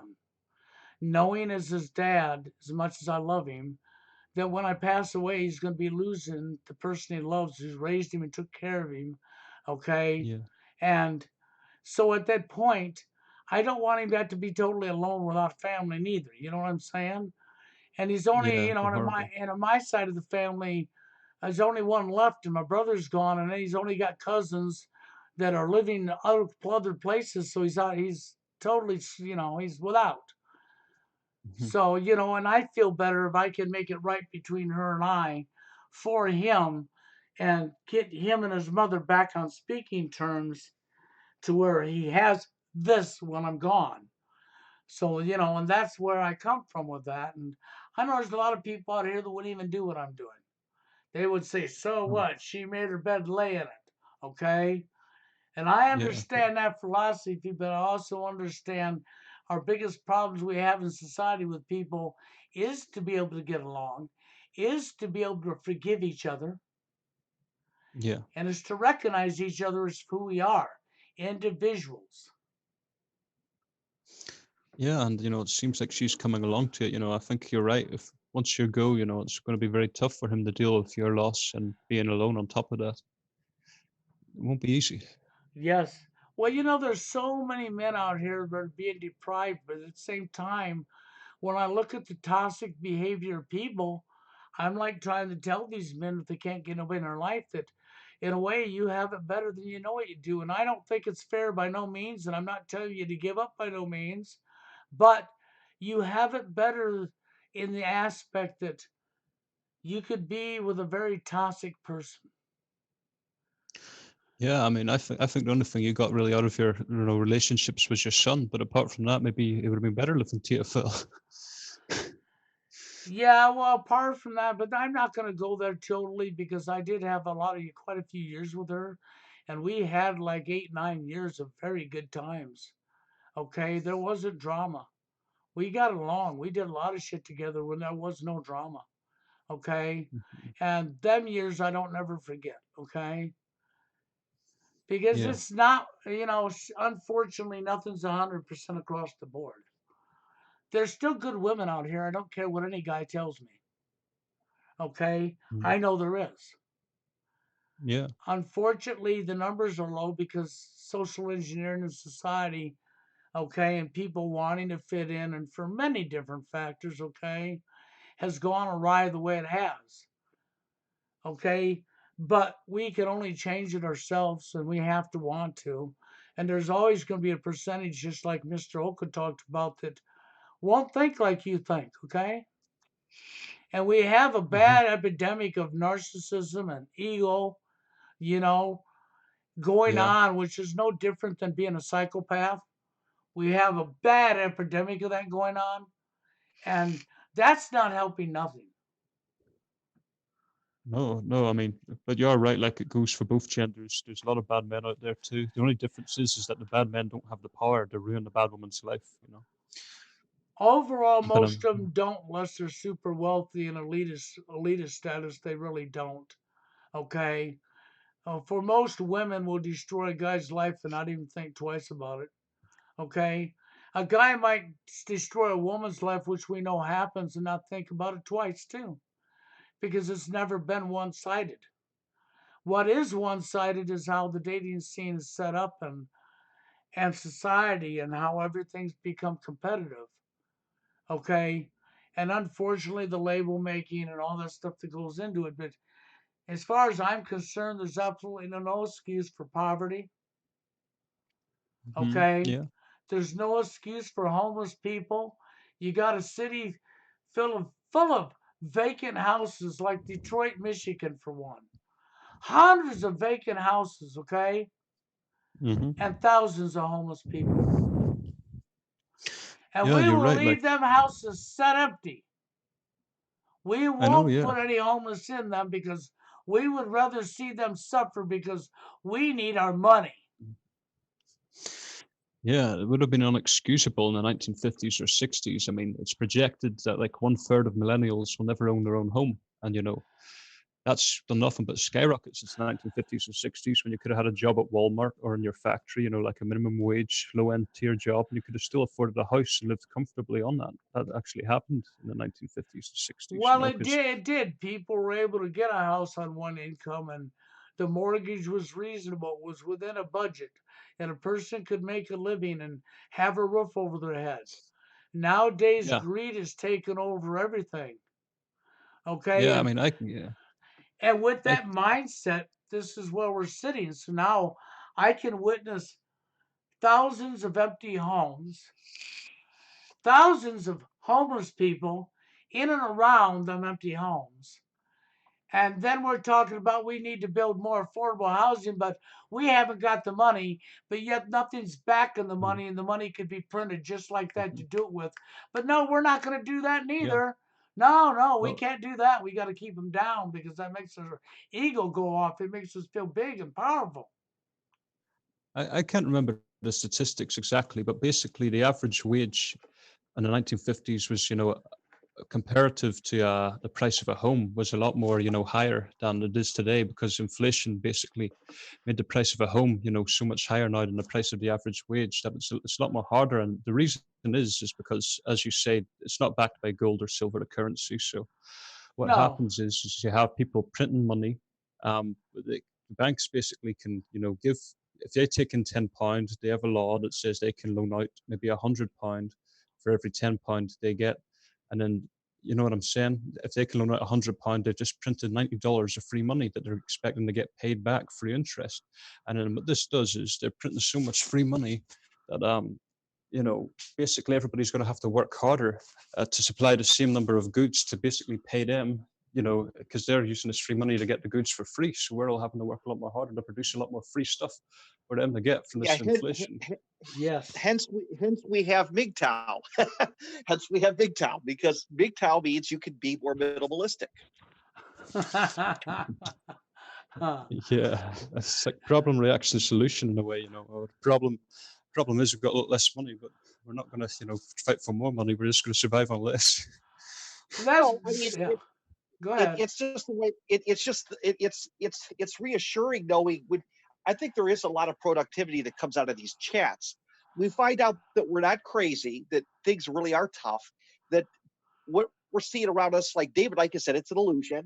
He's very vague on what he means by that, but that we're able to cope with a system that we know is not our fault. You know, Yes. Mhm. can't find Yeah. solutions in our own lives. I mean, I can't solve Bill's financial problems any more than he can solve my family problems, but we can help each other in some weird ways. You know. That's exactly it. Yeah, it's like, we can give each other, like a head to talk on, and sort of connect and, understand each other's problems and just sort of give each other compassion and stuff and emotional support so we can continue on with, Well, you know, making the right Dave, this decisions. this topic isn't even. I was going to talk about this on Saturday, but when it comes to the dating arena, David Icke posted a video that I seen this morning that's new. It's not long, and he started off talking about the transgender issue, but the stuff that he talked about was exactly what their plans are. And it's nuts, but it is real, okay? I know this stuff to actually be real because they've been ahead of us for so long on technology that they can make sperm to fertilize the woman's egg from a stem cell, okay? And then it's a matter they just program that stem cell when they put it in, and it creates human sperm and will fertilize an egg and create a baby. And that they can make an egg from a woman's body, okay, through stem cell again, and they could put the two that was created through stem cell together in an artificial womb, and it will create life. And that the goal is for an asexual society where there's no more procreating between men and women, and that the governments will control births through the system. Okay? Now But that Bill, right there's scary. yeah, they'll still keep us addicted to pornography, though. Is that funny? They'll still keep us addicted. They'll make a sexless society, but they'll make porn the biggest vice. Yeah, exactly. Yeah. Exactly. Like torture in a way, isn't it? You Yeah. know, and I don't know how long it'll be, but I know they do have this technology and I know it's true. And the sad thing is what does that do for us? That just shows how to get their want, TFL is going to really grow big, isn't it? Bill, I got something really weird to tell you, and you're going to think this is kind of crazy, but pornography. There are websites that use very fancy, very graphic, gyrating. The way they do the video and the music and everything. This stuff is being produced in Hollywood. It's even though porn is a fringe movement, it seems like the professionalism of porn now is they've turned it into kind of like it's like a freak show out of Hollywood. It really is. It's no longer just a bunch of people screwed on camera with cheap video. It's cheesy music. It's actually socially engineered so well. It's disgusting that they've been able to use modern day graphics and modern day computers to really make porn look so debaucherized. It's something out of Hollywood too. Yeah. It's these sites are like, and there's no shortage of women that want to be in porn. It's like there's probably hundreds of thousands of attractive girls that are doing disgusting things. I mean, it's like, how the hell did they ever get our society to that level? Don't these girls like want to save themselves for the right guy? Oh, no, not no more. No, now sex has replaced the word love, okay? And porn equals money and fame, okay? And so they don't care about that, man. That means, oh, I'm going to get paid good money and I'm going to get fame and get to show off my body. This is what it's come down to. Bill, these girls are not making much money. They make about $700-800 a shoot. Okay, they maybe do 20, 30 shoots in their lifetime. They might make 30,000 if they're lucky. Oh yeah, They're not making. but if That's you not a lot. but a lot of the porn stars, Steve, that are really become are still young. Yeah, And okay, and if they're that you could take a young, beautiful girl who hasn't found Mr. Right that's making an average income from not a wealthy family, and she's striving for her publicity or fame. Maybe she goes up to, she'd like to go to Hollywood or whatever. Well, if Yeah. she's offered into porn, a lot of them will jump on that for the ride because it gets them some publicity and fame and gets them money that they call big at the time that isn't big money. You know what I'm saying? Yeah. And it don't last long for them, and then they move on to bigger other things. But Yeah, but there's no group, there's no shortage of simps men out there that will still marry a woman like that. You know, oh it's so yeah, pathetic. This is how bad it's getting. Uh, well, you got just as many men in these damn porns too. Phil, something I am serious. I listened to one of his podcasts recently. He said he thinks what's going to happen is there might, polygamy means having more than one wives. Polyandry is having more than one husband. You might have situations with TFLers where they're willing to enter into a contract with a woman, and the contract will be that they'll get sex when they want it at certain times and have a couple kids with that woman, but they won't be number one. It'll be kind of it's a dystopian world out of like New World, like out of Brave New World. But even worse, I don't think Brave New World was this evil. It's almost like you'll have a bunch of men willing to share. Share I mean, one already, woman. I know where you're going because Steve, I saw a video on this not long ago, yeah, and and this. let me finish this, because what I see happening is in the dating scene they call it de facto polygamy. Well, I would call it de facto polygamy means when like a small percentage of men can have a bunch of women. Well, I think what you have now is de facto polyandry, where a woman can have multiple sex partners and guys are vying to be the next guy in line.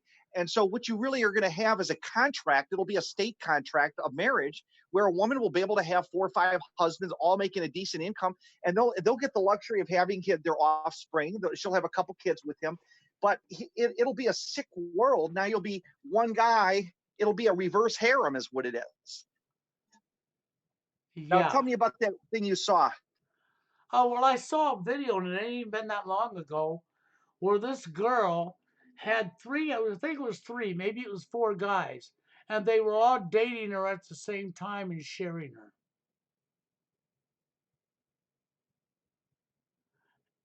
And they were just sitting there being all happy, talking about how it is and blah, blah, blah. And she was all happy that she has these four guys and talking about her favorite points about each one of them. Yeah, but And, I think I hate to say that. I think that's most men nowadays. I think most men are comfortable with that. well, when I see something like that and it's right there in your face, then I'm sort of like what Steve's saying. These guys seem to be very comfortable with it. Yeah. I mean, if you know you're not going to get a woman in your life, what's the next best thing? To share one, okay? And if you knew you could share one, I don't know if I would go that route, but it would be tempting. I'm going to be honest with you. If you could be one of 4 guys that could share the same woman, and if it was provided it was disease free, that it would be tempting. I don't think in the long term it would work for me. I think in the short term it might, but I don't think in the long term it would work. Yeah. But you have Bill. You are so stern. You wouldn't have any of that. I mean, you'd be like, no, fuck this. Well, you got that right. You got that right. I wouldn't go there. But Bill, sometimes I hate to admit, but when you're true, but it is for most men, it's about getting their dick in a hole. That's all it's about. It really is about the vagina has replaced any good qualities a woman could have other than like being a good cook, being a good mother. The vagina has become the holy grail. It has become the holy grail. You got that right. It sure And has. and and if a man knows he can get vagina, it would to be married to one woman who's married to 4 other guys, he's got access to a vagina once a week. He can work a contract where he can have a couple kids with her, so she could have 8 or 10 kids. Now this is obviously she could have 8 kids from 4 different guys, and she could be if these guys were successful enough, listen, she could bargain. Not only could a woman have 4 husbands, but she could bargain that they all have 6-figure incomes. And I guarantee there's men that would go for that. I guarantee there would be. Yeah. You know what? I know you're right about that too.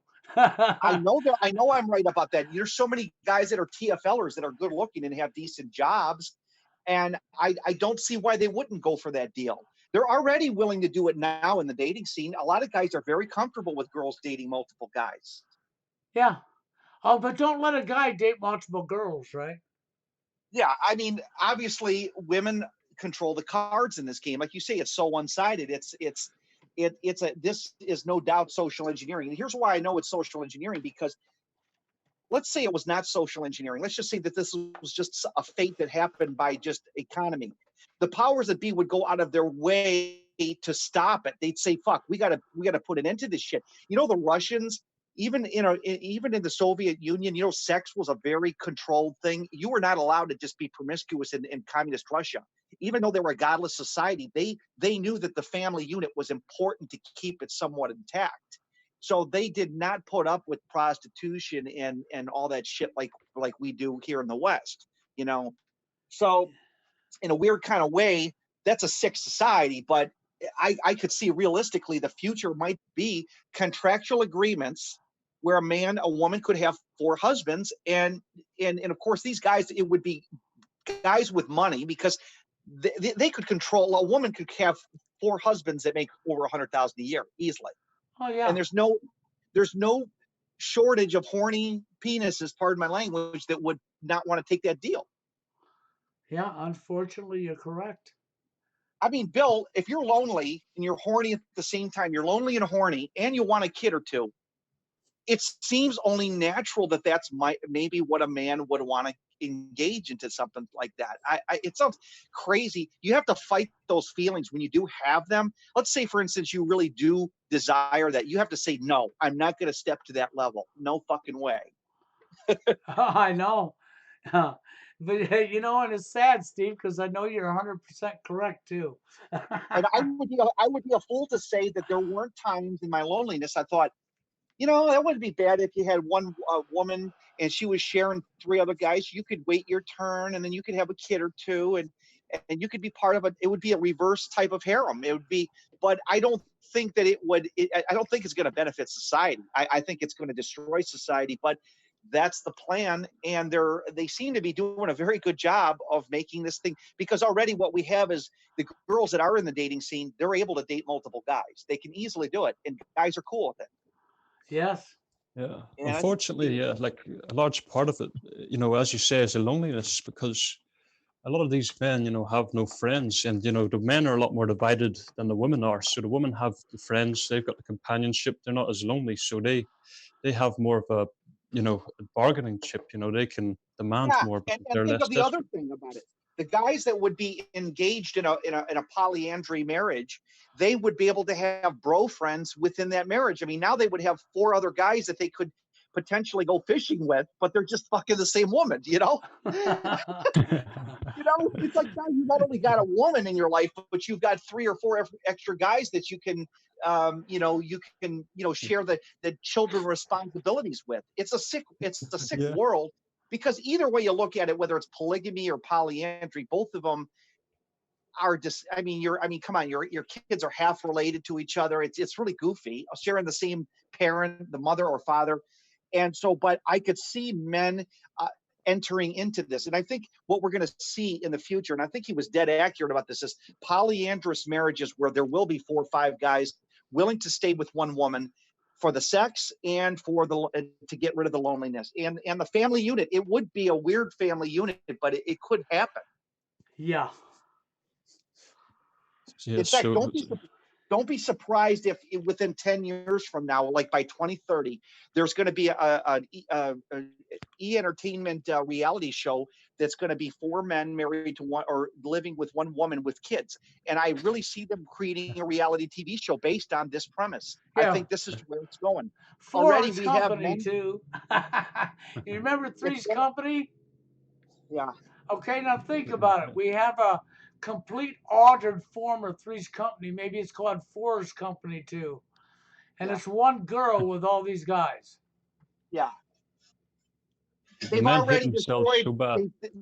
Listen, the reason why women back in the Daniel Boone days were so enamored by the man is because the man did give them sexual gratification. Like their hearts would palpitate.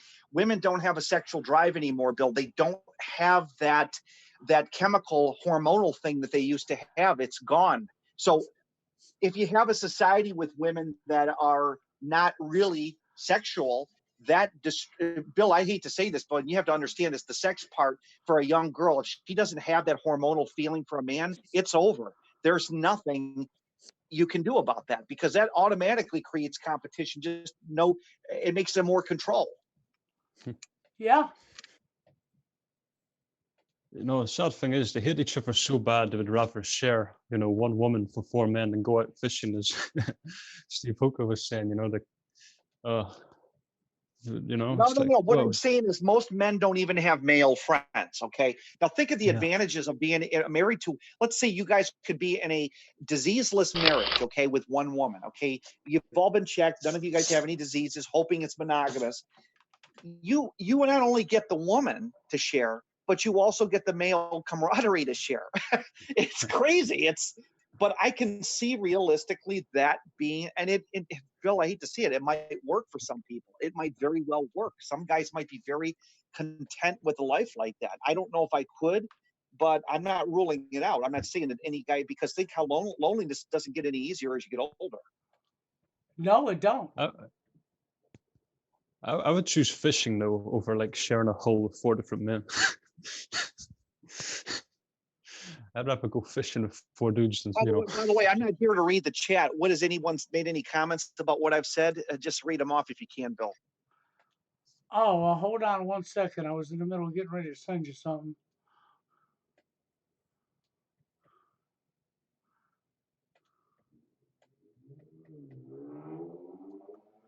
Okay, now I'll go back and look. It caught me right when I was in the middle of sending you something. That's right now, Steve, when you look at the picture. You got people agreeing with you that you nailed it right on the head.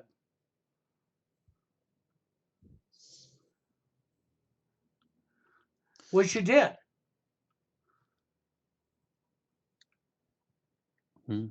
So that's the Steve. What commenters are in here all agree with you.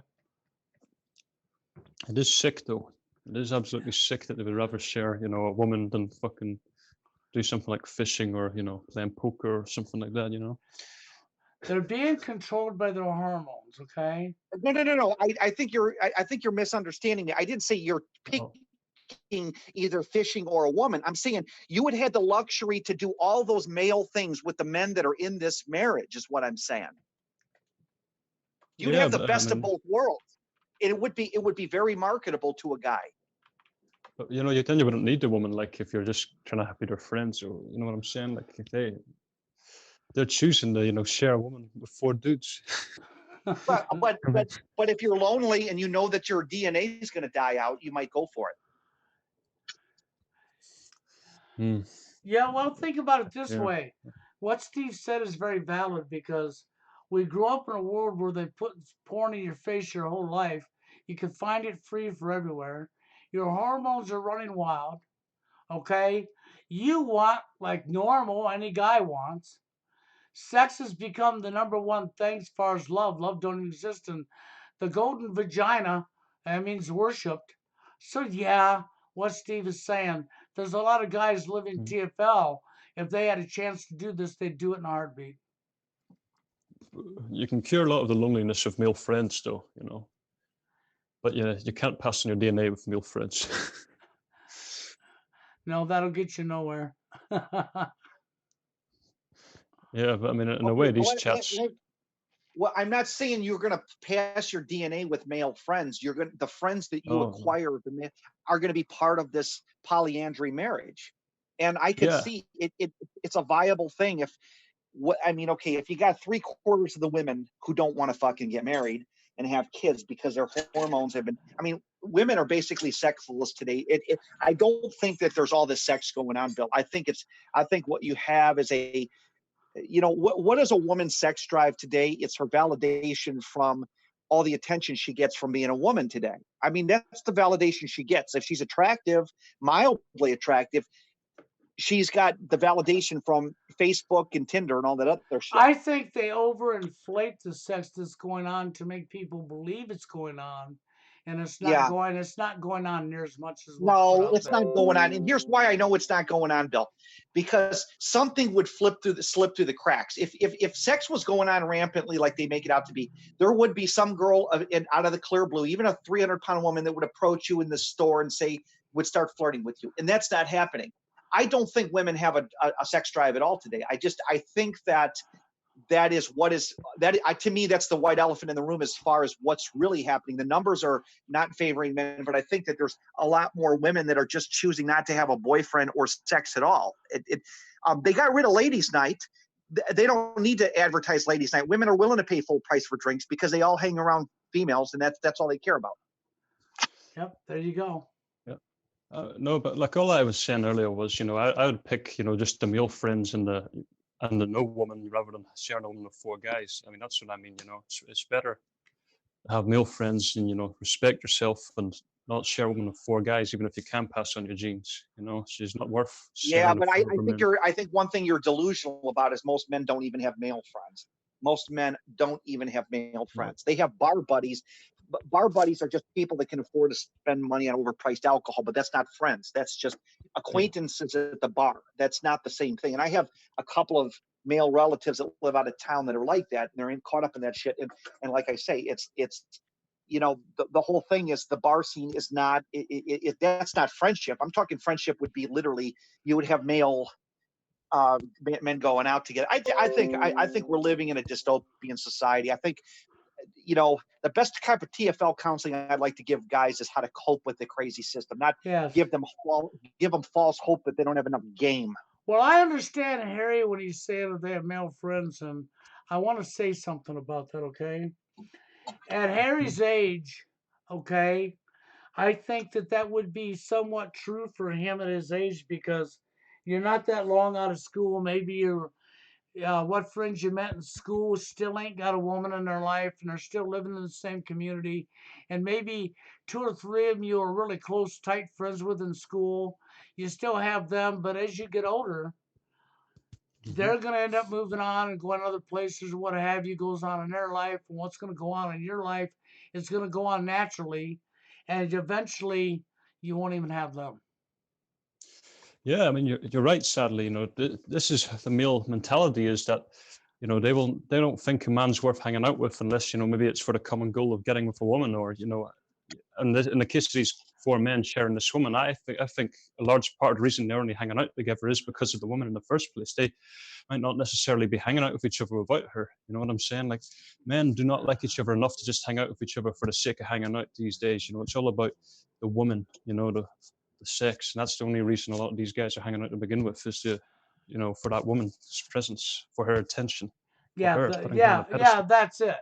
If you could actually have a couple of honest male friends that you could just go shoot the shit with, go camping with, go fishing with, you know what I'm saying? And Hmm. hang together and do whatever you chose to do, right?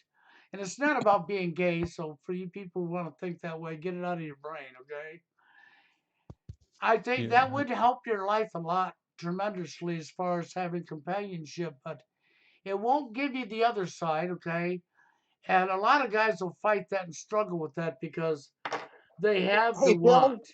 Bill, here's the problem with having all male communities. If there would still be competition for women, one advantage of a polyandrous marriage would be you'd be sharing the same woman, so it wouldn't be competition for women. You'd all have access to the same woman. Oh my God. I know what you're saying. There would be no competition. You'd already have your equal access. And if you felt like you were getting the raw end of the deal, like maybe she wasn't giving you enough sex, you could just divorce, but you'd still have to pay child support on the two kids you had with her. Yeah, I understand what you're saying. And I think you're right once again. It's sad because it should never have to go to these levels, but I see it going to them levels real quick because TFL is going to only do them to get bigger. Okay, it's going to continuously grow.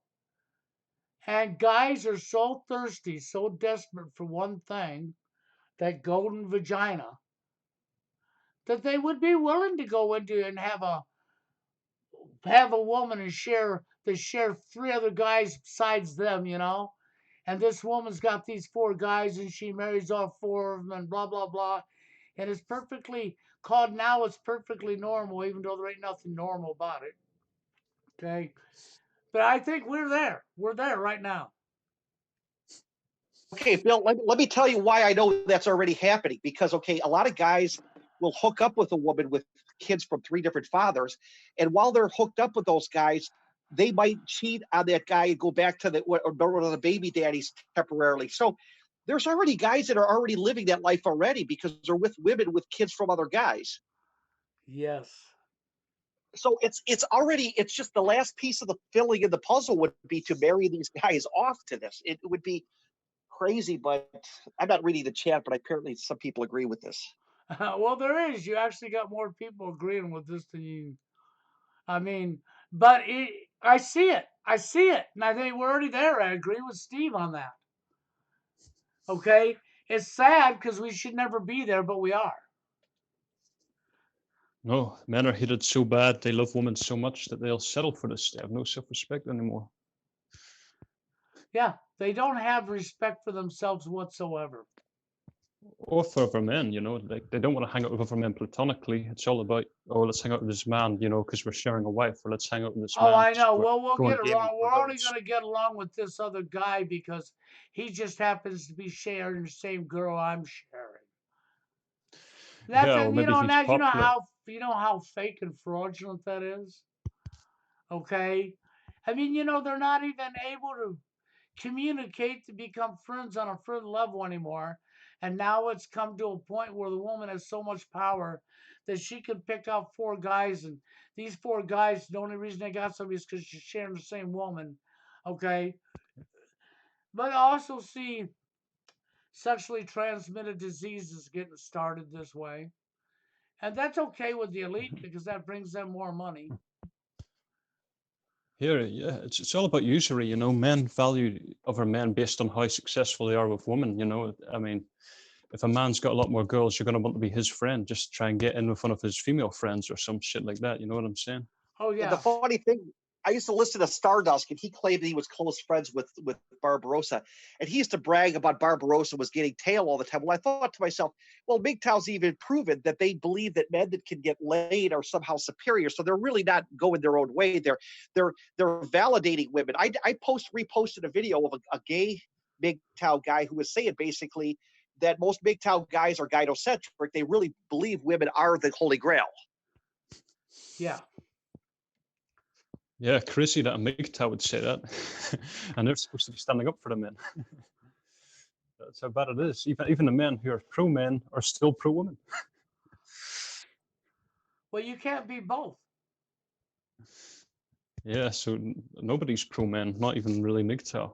Exactly. They're not pro-man. They're pro-self, all about themselves. Yeah, it just seems to me, it's like your values based on women or whatever. Women dictate a man's value today. That seems to be what it's about. It's not like, oh, a man can have value on his own. No, it's like a man has to have value based on whether a woman wants him or not. Yeah, we're all a product now. We're all a piece of meat. We're all a product. We're a materialistic item. I don't know. Do you want to be a piece of meat, or do you want to be an item, a decoration on the shelf, or what would you like to be? You're a materialistic item now, and somebody's sitting there called a woman determining your value. Yeah, men are really objectified today. We all hear about women being sexually objectified, but it's really the men. What happened to being human beings? Oh, that's right. I know what happened. There's only one type of human being. That's the female. We're not human beings. We're all aliens or a predator or an ET or something, but we're not human, right? Yeah, sad thing is even men would agree that they're not human. They're gynocentric. They're so dumb that they hate themselves and you put these women on a pedestal and all sorts. It's sort of my analogy when I come up with 2 people, they love hitting themselves in the head with a hammer. And that's mostly men. Yeah. Most violence against men is it is straight men hating other straight men. It's competition. It's it's penises hating other penises, and they're both vying for women. It's crazy, but Yes, it is. that's exactly what it is. They're hating on each other on one thing, basically, Mhm. women. I mean, in prison, I guess you could say there's competition for to supremacy. It's not over women, obviously, but it's Oh but yeah. it's nothing like, yeah. But still, I think that we're living in a dystopian world, and we're seeing it play itself out in real time. Yes, and Yeah. that's really what we're watching happening. It's happening in real time, right in our face, and it's only escalating. So I guess maybe you might want to get used to the fact that before the globalists get their wants all together, we'll have to get used to seeing a society filled full of how many husbands does this gal have? I think it goes beyond competition though. Like if you think about it, so many dudes get their rocks off and just beating somebody up or putting them down because we see that on the TV over and over again. All this male shaming that becomes like the entertainment that people will just get some sort of sick pleasure, not necessarily from a competition, but just from sitting on another guy because they can, because that's fun for itself. Do you agree or? Yeah, I know Warren likes to think someday men are going to get started getting pissed off and beating up the guys that have women. Warren, is he in the chat? No. There's somebody else in the chat. Who is it? That 5 number, 15 something or other. Dave, Oh, is that's it? me. That's me, Dave. I just checked in here a second ago. Right, Dave. Hey, What's Dave, going what did on, you guys? think about that? I think that more than likely that might be the future. I mean, Dave, I don't think you'd want to part with your financial resources to enter into agreement like that, would you? No, I would never get involved with a wife sharing thing. No way. I mean, I would just I'm fine by myself, and to get involved with something screwed up like that. And here's the thing: you would have to prove that you had money. You could not just enter a wife swapping thing and be a deadbeat loser. You'd have to come to the table with something, and that would be something that guys like you, Dave, would be adamantly opposed to. Yeah, you're right.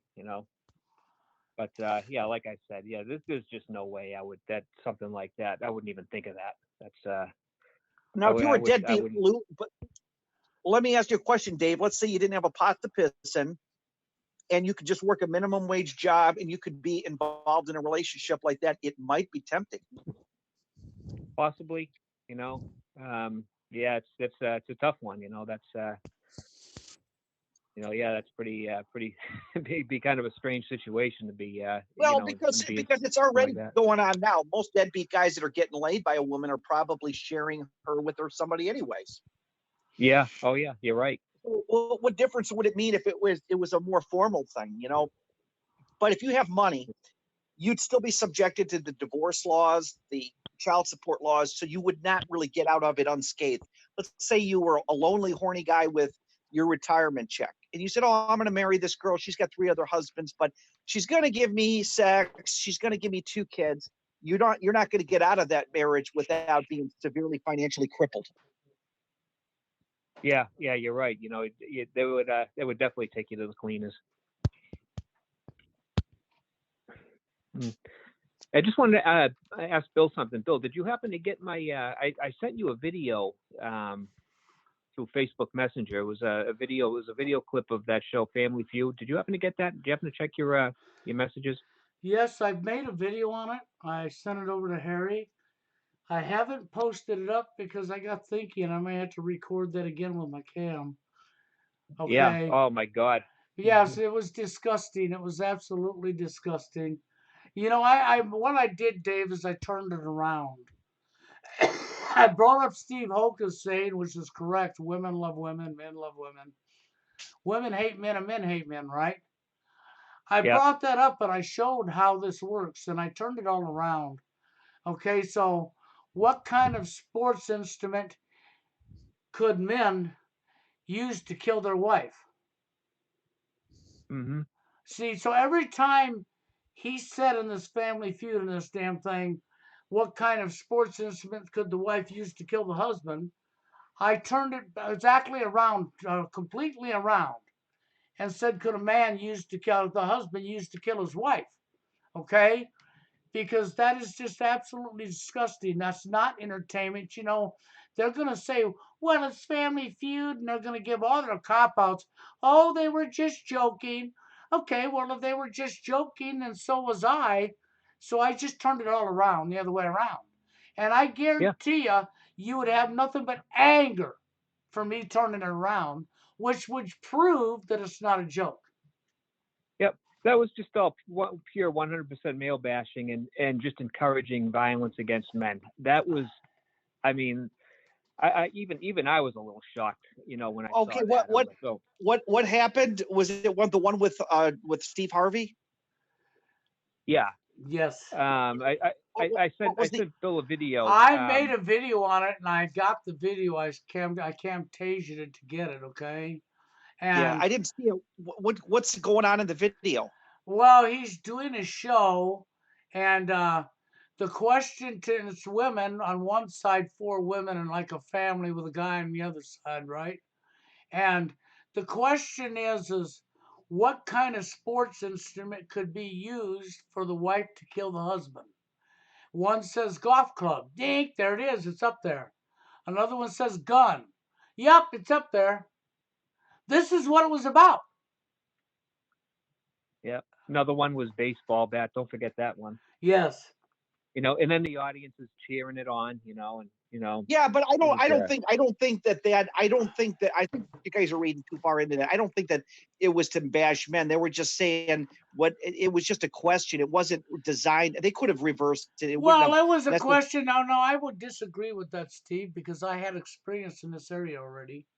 Years ago with Dwayne Holloway, and it's worse now than it was then. Years ago with Dwayne Holloway, we were on a forum together, and these 3 women that was in this forum had a bunch of guys, and they were busy slamming down men in every aspect you could think of. And these men were all laughing and agreeing and going along with these girls. And then the question was asked, what if we turn this around? And the girls come back and said it wouldn't matter to us because we're just joking. So about a half an hour later, we were sitting there and it was still going on. They were still doing it. So Dwayne turned it around. Within a matter of a couple minutes from being turned around, everybody stopped typing. Then anger came out. Then the women attacked us. Then the Yeah. men attacked us, and then we were thrown out of the forum. So So what was the exact discussion that was going through this thing? well, the discussion was basically these women were putting men down, how stupid they are, how men can be replaced, and it was basically a feminist male bashing damn forum, okay? And they were bashing the hell out of men. And Yeah. when it was turned around, because these women said, no, we're only joking. Well, when it got turned around and the same things were being said in reverse, they became irate and very angry. And they attacked. Now, just from that alone, I know that show what Dave sent me with Family Feud, okay, what I did was turned it around. And I can guarantee you that's going to piss people right off. I can't wait to see that, you know, you know, that script flipped around like that. I did. I turned it around, and when the girls Yeah. were all standing there clapping, when I turned it around, I even clapped for them. Yep. Okay, you know, because it's too easy to misconstrue as, well, it's just a show and they're not serious and it's just a word. They're just asking a question, okay? That's not how this stuff actually really goes. Yeah, but Steve Harvey is the biggest mangina I have ever seen. Oh, I He is totally agree. I totally agree. Yeah, he is Yeah. he occasionally will throw the dog a bone and he'll say, "Don't you think you women are a little too hard on men?"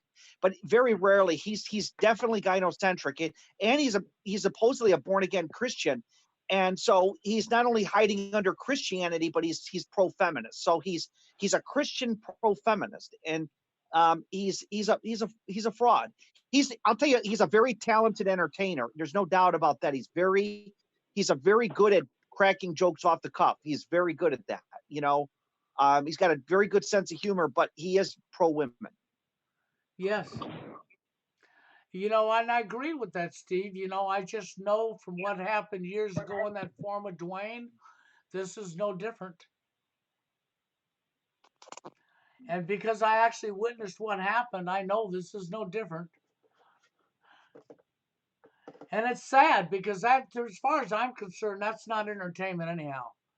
That's nothing but blatant freaking male shaming. Yeah, and just encouraging violence too. That's even worse, Yeah. Because they're actually Bill, encouraging it by doing that. hey Bill, there's a new PUA out there. Goes by the name Ducard, and I'm going to do some when I do my screen captures. I'm going to do some critiques. He's a very good-looking guy that's giving men advice, and it's spelled it's Joe Ducard. It's spelled Ducard. Joe Ducard. And maybe you can critique some of his videos, but he's going on and on about confidence and what men need to do to up their game, and he's selling the same shit people were selling 10 years ago. And I don't think the guy, one thing he never admits to, he never says he's ever gotten women. He just says, I've gotten lots of phone numbers. But he hasn't gone as far to lie about it, because I don't think he's getting any women, even though he's good looking. Okay, so he's got lots of phone numbers. Yeah. Oh, he just goes on. He regurgitates the same message, basically, that what's the problem with Tinder? Well, the problem is this. And then he'll say, well, you need to, instead of Tinder, you need to go out and approach more women. Well, that one guy, what's his name? VVS. He said he's gone out and approached women. He's gone out and approached old, fat, skinny, women in wheelchairs. He says he's admitting that even that doesn't work. I mean, approaching random women is it's stupid. Yes. It's a waste. They don't know you. They're already freaking from everything that's going on in society. Most of these women would be scared shitless of you. You're a random stranger. They don't know you. I mean, that is such BS. And your Yeah. confidence and self-improvement. Yeah, sure. Oh, it's just, yeah. It's Go ahead, disgusting. Dave. Yeah, especially with that Me Too movement going on now. Yeah, that's not a very good idea to just go around approaching women that aren't even paying any attention to you in the first place. Yeah. No. Well, you can approach them and talk to them, but you got to keep it down to seeing if they give you the body language. And if they're not giving body language, there's no point in asking them out. They're not interested, Right. Yeah, I mean, you can tell pretty quick if they're not interested in you. If they're just trying to, keeping the eye contact to a minimum and just really kind of keeping the answers really short, snippy little answers or whatever, and forget it. Yeah. Yeah. Unfortunately. But yeah, I come on here and I did my little rant on our poverty and our money system, because it is all man-made. The majority of all our problems have been man-created. Bill, I don't think money is a bad thing. I think it's people living beyond their means and people's selfishness. I think this is very elemental. When you look at human nature nowadays, I think people are making bad choices. They'll put money over family, but that's a choice they make. That is a choice they Well, make. it is a choice they make, but I'll still stick with money. Money is controlling people. People are selling out entire nations to money. People is being controlled by money. Okay? And there's, and I won't go back on that because that is so in people's face. Money don't have to be a bad thing, but it is people's actions and people's choices they make to be bad or not be bad.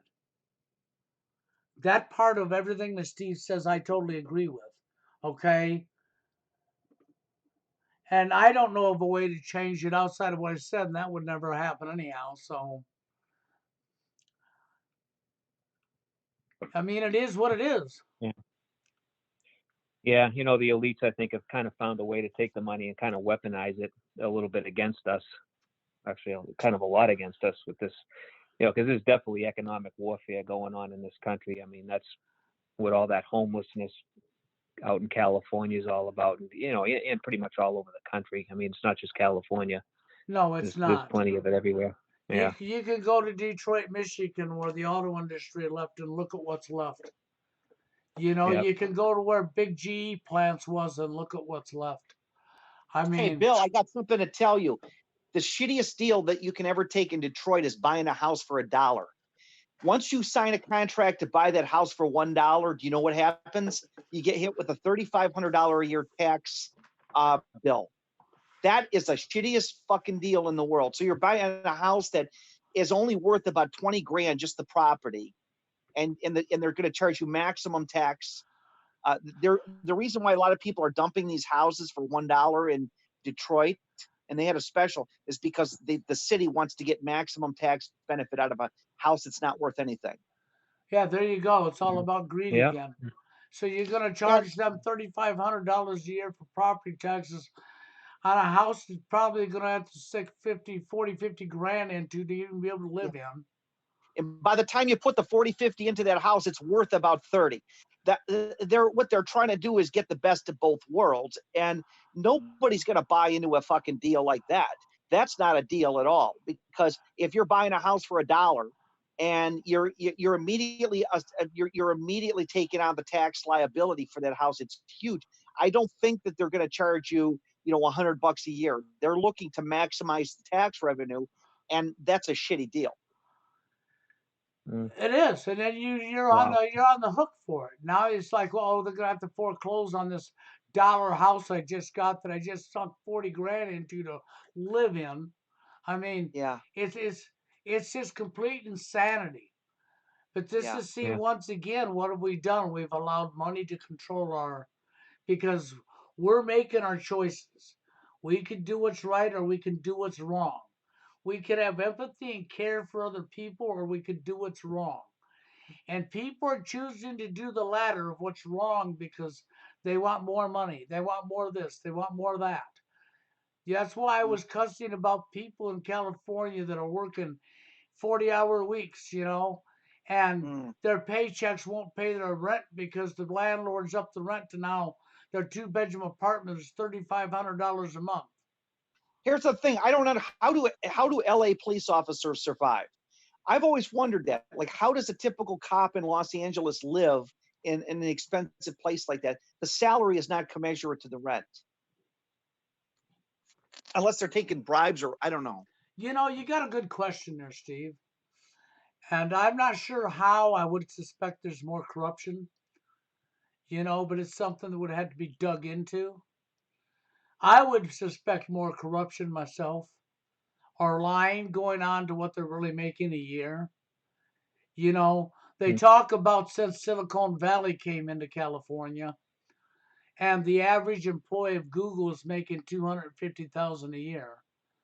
And since these corporate mongers are in Silicon Valley, from Apple to Facebook and all these people come in, that they're all making big money, and that the landlords have purposely upped the rent because they got more wealthier people coming into the area. And that's forced a lot of average Joes that were making you know, they wasn't rich, didn't have a lot of money, but they were making it, right? It's put them in a situation where they've wound up on the streets. Then it goes back to what Steve said earlier. You have to pack your stuff and take and save your money from your job and get the hell out of there. Mm. Yeah. Yeah, and then that creates a tidal wave of a bunch of transplants that decide to descend on places like Portland and in the Midwest, and then now they're going to up the kind. You know, these it's a lose-lose situation, because when people leave California, they're going to have to move somewhere, and they're just going to drive the rent up in those places. Yep. So this Mhm. tells me why a lot of small town people are such pricks. I think that they realize that they let newcomers come in there, they're going to make their paradise go to shit. I mean, there's a reason why these farming communities kind of keep a tight knit, you know? Well, that actually does make sense, because I would agree with that, because they're afraid of what they know the outcome is, because Steve's right. What's going on in California is going to drive people out. Yeah, and that's Yeah. just going to raise, and then people are going to descend them. Let's say they pick Cleveland, Ohio. Well, they're going to move into Cuyahoga County, drive the fucking rent through the roof, And I don't think they'll move to Cleveland, but if they did, I mean, that's just going to mean a housing demand, and then that's just going to drive things up. And we already saw that with the Cleveland Clinic, where a lot of Mm. property owners bought up the property and just built these nice, expensive condos for wealthy people. And that's the trend. The problem with urban renewal is that it brings trendies in, but then the poor people just kind of get kicked to the curb. They got to go somewhere. Yeah. Yeah. So how do they handle I- it, Dave? This is to you. How you live in the Boston area, and this is where you worked. And you was talking before on how much it costs to live there. So Yep. how are they handling it there with the homeless? What's going on there? They have a few homeless shelters around Boston, but there's really not enough to accommodate all of them. I mean, it's most of these homeless people are living in subway stations. I worked in, I told as you know by now, I worked in public transportation, and I saw nothing but homeless people populating these subway stations and train stations. But when the weather gets cold, they try to go to the shelters.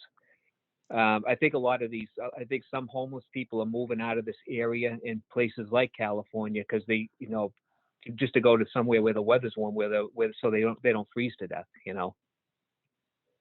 But yeah, I mean, there's definitely, the cost of living has been going up. I lucked out. I mean, I bought my place 20 years ago when before this stuff started happening, and I Right, lived.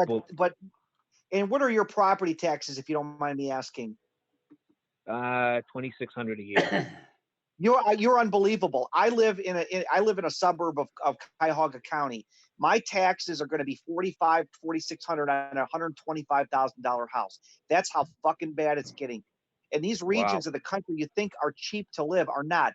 And some of these places despite what they say about property taxes in like California, they do have a proposition, I think, that you cannot raise property taxes more than 1% of the value of the house. There is some sort of tax control, but in Cleveland area, there's none. It's just the sky is the limit. Do what the fuck you Yep. want.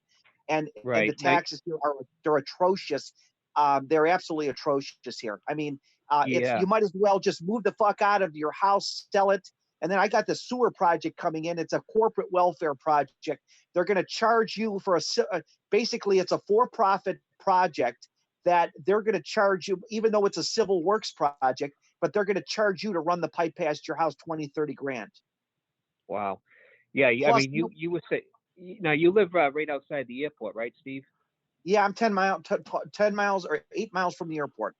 Yeah. Because I noticed that the closer you are to downtown Cleveland, the higher the property taxes go up. That's like that around where I am too. Like Yeah, I'm it is. 40 miles. I'm like 40 miles south of Boston. If I But took that's my kind condo, of there's a little bit of irony there. If you live 3-4 miles outside of Cleveland downtown, in the poor areas, the taxes are actually considerably lower. So no, it's not totally. Wow. The suburbs though are insanely high because the school administrators are so corrupt, and they're passing a tax bill in my town right now. But the way they're doing it is they're not letting anybody know. They're only letting the people with money know. And they're going to try to missile this tax. But guess what, Bill? It's time to start passing flyers out again. Yeah. I'm sick of this shit. I've had enough of this crap. I talked to an older gentleman who used to be on city council in my town, and he said, Steve, he says, yep, they're floating another one. Guess the deception is they're telling people this is only going to cost you $60 more. What they didn't say is not 60 a year, it's 60 a month. Right. So they're going to float a tax bill through here that's going to basically raise your property taxes $800 a year on top of the $4,000 you're already paying. It's fucking every year insane. it just keeps going up every year. It's insane. It's just pushing. And they don't stop. They don't stop. This is where, Bill, you can blame this on the Illuminati. This is all individual corporate. This is all individual greed on the part of the school and all the corruption going on. That there's so much corruption. It is, okay. When I talk about the Illuminati or the elite, Yeah. they may be the one that passed the disease down to us, but on an individual basis, we all make our own choices. So therefore, when it comes right down to it, I'm sorry, but people have chosen to go this route. Right. I mean, you know, you got to it's okay to point out where the calls come from, but you have to understand when you're complicit with what's going on, and which unfortunately is everywhere. Okay, you're complicit when you can't make a choice that's more than for your own selfish interest. Right. Well, Okay. Bill, I'm telling you, my anxiety comes from a couple things, but one of them is the biggest one is the financial burden I have to deal. I put money aside, I've saved money. Now I'm looking at a $20,000 a bill for running a sewer pipe past our house that we didn't fucking need. We did not fucking need to tear up a bedrock to do this thing. And then the second issue is having to pay to hook it up. And they might give people the option to opt out of the sewer hookup, but you'll still have to pay the $20,000 fee to run pipe past your house. So you're fucked either way. You're screwed. And then here's another thing. They say they'll put it on your taxes. You'll over 20 years. But when you sell your house, you have to sell it with a lien on it. You're selling your house. So the buyer is going to negotiate that into the contract and say, well, look, you've got an $18,000 lien on your house. I want 14,000 off the house. So you're getting fucked either way. It's a shitty deal. Yeah, and the It's a people at the shitty top are pulling all the money off of it. Well, there's a lot of the utility, people always talk about like pharmaceutical companies are corrupt, which is true. Also corrupt in the mixture are insurance companies, and the big ones are utility companies. They are trying to monopolize the entire market. The Northeast Ohio Sewer District wants to run sewer pipes all the way to Columbus, Ohio, through the rural regions. Okay, so you're gonna have Joe Farmer living off on a 30-acre plot, and what, he's got to hook up to a fucking sewer now? I mean, are you fucking out of your mind? Yeah. I mean, well, they haven't done it yet, but that's the plan over the long term, and that's what these fuckheads are doing. And this has nothing to do with the EPA, Bill. I did the research on EPA in Ohio. I did the legal end of it. The EPA in Ohio says that septic systems are very viable systems as long as they're installed correctly and as long as they're not spilling raw sewage. I've read the report. This is all being done on a local level by corrupt people. And Bill, this is so evil. But I told you, this involves individual responsibility. People don't even know their fucking rights. And if you don't know your rights, no one's going to give them to you. No, that's absolutely Yeah. correct. See, the things that Yeah. Steve's been talking on this, we have different opinions, but when I say what I say, that's why I Yeah. said earlier, that's the reason I told you to let me finish before you Yeah. said what you said, because I already knew you were correct about what you were saying. Yeah. Because you're not wrong about what you're saying. Okay? Yeah.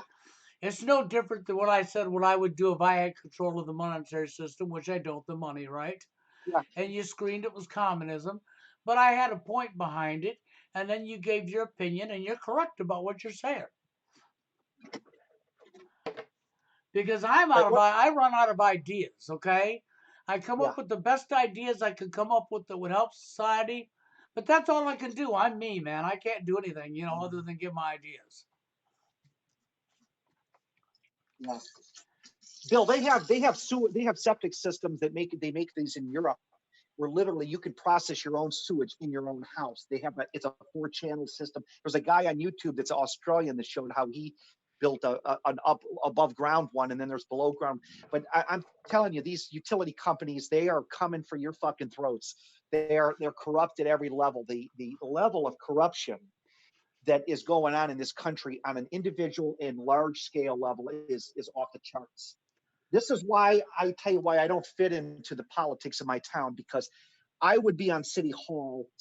I would be vetoing every fucking bill they wanted to pass if I thought it was wrong.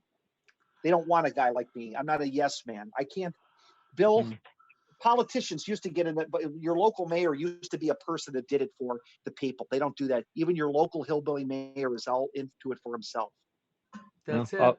All these politicians, they're in bed with these utility companies, and and they're just working together to just put a fucking on everybody. Yeah, I mean, you're in a good situation, but don't you have to be vigilant. This is why home ownership is another thing. You have to know like if I was going to buy a house out in the country, I would talk to the local townspeople, the council, and say, do you have any chances of bringing Ryan Homes into your neighborhood? Because once you bring in a developer, then that's when the sewer bill gets passed. because the developer benefits from it. They only have to pay like $80,000 to hook up to the whole development, whereas the individual homeowner gets fucked with 20,000 for it. It's a fucking scam. It is. It's going on all over the country. It's another scam, and it fucks up the environment too. When you build a sewer, and just I guess I'm getting into this whole thing, was I might as well get into it. It actually creates more problems because it costs more to maintain than it is an individual septic system. And so, but utility companies, like the greed Bill talks about, people, and of course I mentioned the school board. The school board wants to pass property tax because it's all about getting bigger salaries for the administration, and that's it. There's this is such a sellout. It's not funny. People will sell out their grandmother's soul to Satan to just get that fucking extra $3,000 or $5,000 a year salary bonus. Yes, they will, in a Yep. heartbeat. If I'm a school teacher in a small suburban town, okay, and I stand to gain a $5,000 or let's say a $5,000 hike in my salary, but only a $600 hike in my taxes, what do you think the math's going to dictate? The fucking teacher's going to support the tax hike because she's looking at, wow, or he's looking at, well, I could still be $4,500 ahead. Fuck everybody else. I don't care about the 80-year-old lady who's retired. I just care about me. This bill, literally everybody is out for themselves. They're narcissistic as fuck. They don't care at all. Everybody is out for themselves. It's what it's about. They are. That's why I say what I say. That's the reason I said what I said with the money. If Yeah. I had control, I would make sure everybody, didn't matter what your career was, you'd be making the same as the next person next to you. Yeah, but Bill, but even if you're making the same amount as everybody else, you'd still have to deal with greed on the corporate. I mean, you'd still have people trying to pull this shit. I mean, Oh, yeah, I agree with that. You would still have you've got all corruption. kinds of- yeah, it's the corruption. Bill is Bill. I don't know how corruption cannot get any worse than what we have. I If don't you've even got know a how to society, control it, Steve, because Oh. even if you went with my idea, what you said is correct, right? So how would you control that? I don't know. I don't know, Bill. I think that we've hit the point of well, Bill, I got another at least another 20 years to work. So I have to make plans to decide that, well, I got my mother I'm taking care of. I got to make plans to what's the next 20 years going to be like. I might die in a car accident tomorrow though, too. I might be spared all the burden. Yeah, I know what you're saying, and I feel for you in so many ways because I know what's going on in your life that's not for the show. So I do Yeah. feel for you Well, that way, just like my but own self. and it's not just about me. It's about me being in a situation where I see other residents in the same thing. And I'm going to play this one video of a woman who I passed a flyer. She's on the news. She lives on the township side of where I live, not too far. And she's complaining about the $17,000 bill. They've already billed the people already. They're already starting to send out the bills for these sewers. And the lady's like, I can't afford to pay. But instead of saying, I'm going to fight this, it's like, well, I just want to be able to put it on my taxes. I would have been like, no, I don't want this fucking bill. It's like Yeah. the only complaint that she has in this video is that she can't put it on her taxes. So to me, it seems like what she doesn't realize is when she sells that house, like anybody, she's going to have that pre-existing debt on the house. And that's going to be negotiated in the price of that house, whether you like it or not. It's basically they're stealing money from you is what they're doing. Yes. Oh, it's fucking insane. These fucking people they're disgustingly evil people. And here's another thing. I'm going to be honest about this, Bill. I don't think people who don't have kids should have to pay fucking for schools that they don't benefit from. I fucking think there needs to be a reprieve for people that don't have kids. My kids, I don't have kids to utilize that fucking school system. Why do I have to pay taxes on a system where either I already had kids or they don't utilize that fucking school system? It makes no fucking sense at all. Yeah, because if you got no kids, you ain't got no kid going to that school. So what are you doing paying for fucking somebody else's kid? Yeah, it's fucking bullshit. And that is communism right there. But you're right, Bill. Even in a capitalistic society, 90% of the tenets of communism are already in force anyways. Yes. And it does come down to the individual behavior. This is where the loss of care, the loss of empathy in society has really messed us up.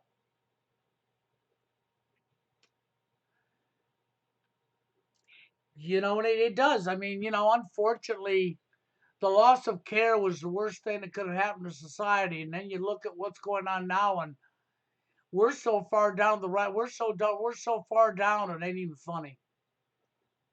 There's only one place that we Mm. can go, and that's straight down. I mean, there's no other place we can go. You're looking at literally watching mankind destroy itself.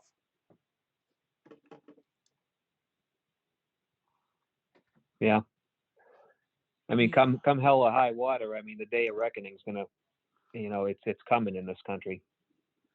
It is. Yeah. There's no other way it can go. Yeah, it is. I mean, they're just draining people dry. I mean, I think that Bill, I'm going to tell you something. I thought people would have hit the streets by now with this, but they're not. They're just trying to negotiate the price of it. It's fucking ridiculous. It's like, you know what? Remember that one guy that used to do videos? I don't know if his videos are still The Logic Junkie. He did this video called The Evil of Compromise. And he said the problem with the evil of compromise is if I go into your house, Bill, and steal 90% of your shit, and I make a deal with you, I'll give you 20% of it back, and you compromise, you're still out most of your shit. That's correct. That's correct. So people think they're getting a good deal when they compromise something, but they're getting fucked either way. Yeah, there's no way out. I Mm. mean, because that's correct. You're gonna compromise with somebody who stole all of your shit just to get some of it back. Well, what you didn't get back, they still stole. Yeah, they still stole it from you. So people think, oh, we won a victory. Like they were making fun of the Italian. This one, I think it was Hell by the Dashboard Light was saying that the Italians are getting down on immigrants. Now they're trying to cut the citizens want them to cut the immigration from 200 euros to 100. And he goes, what kind of victory is that? The fucking immigrants are still getting free money for doing nothing. They're coming in here illegally and they're still getting money. And the Italian people are going to sock it to them by giving them only 100 euros instead of 200 or whatever. It was like some ridiculous compromise. And compromising is evil because at the end of the day, you're still getting fucked. If somebody steals $1,000, all of your shit, and they give you half of it back, you're still out half your shit. Yeah, you are. Mm.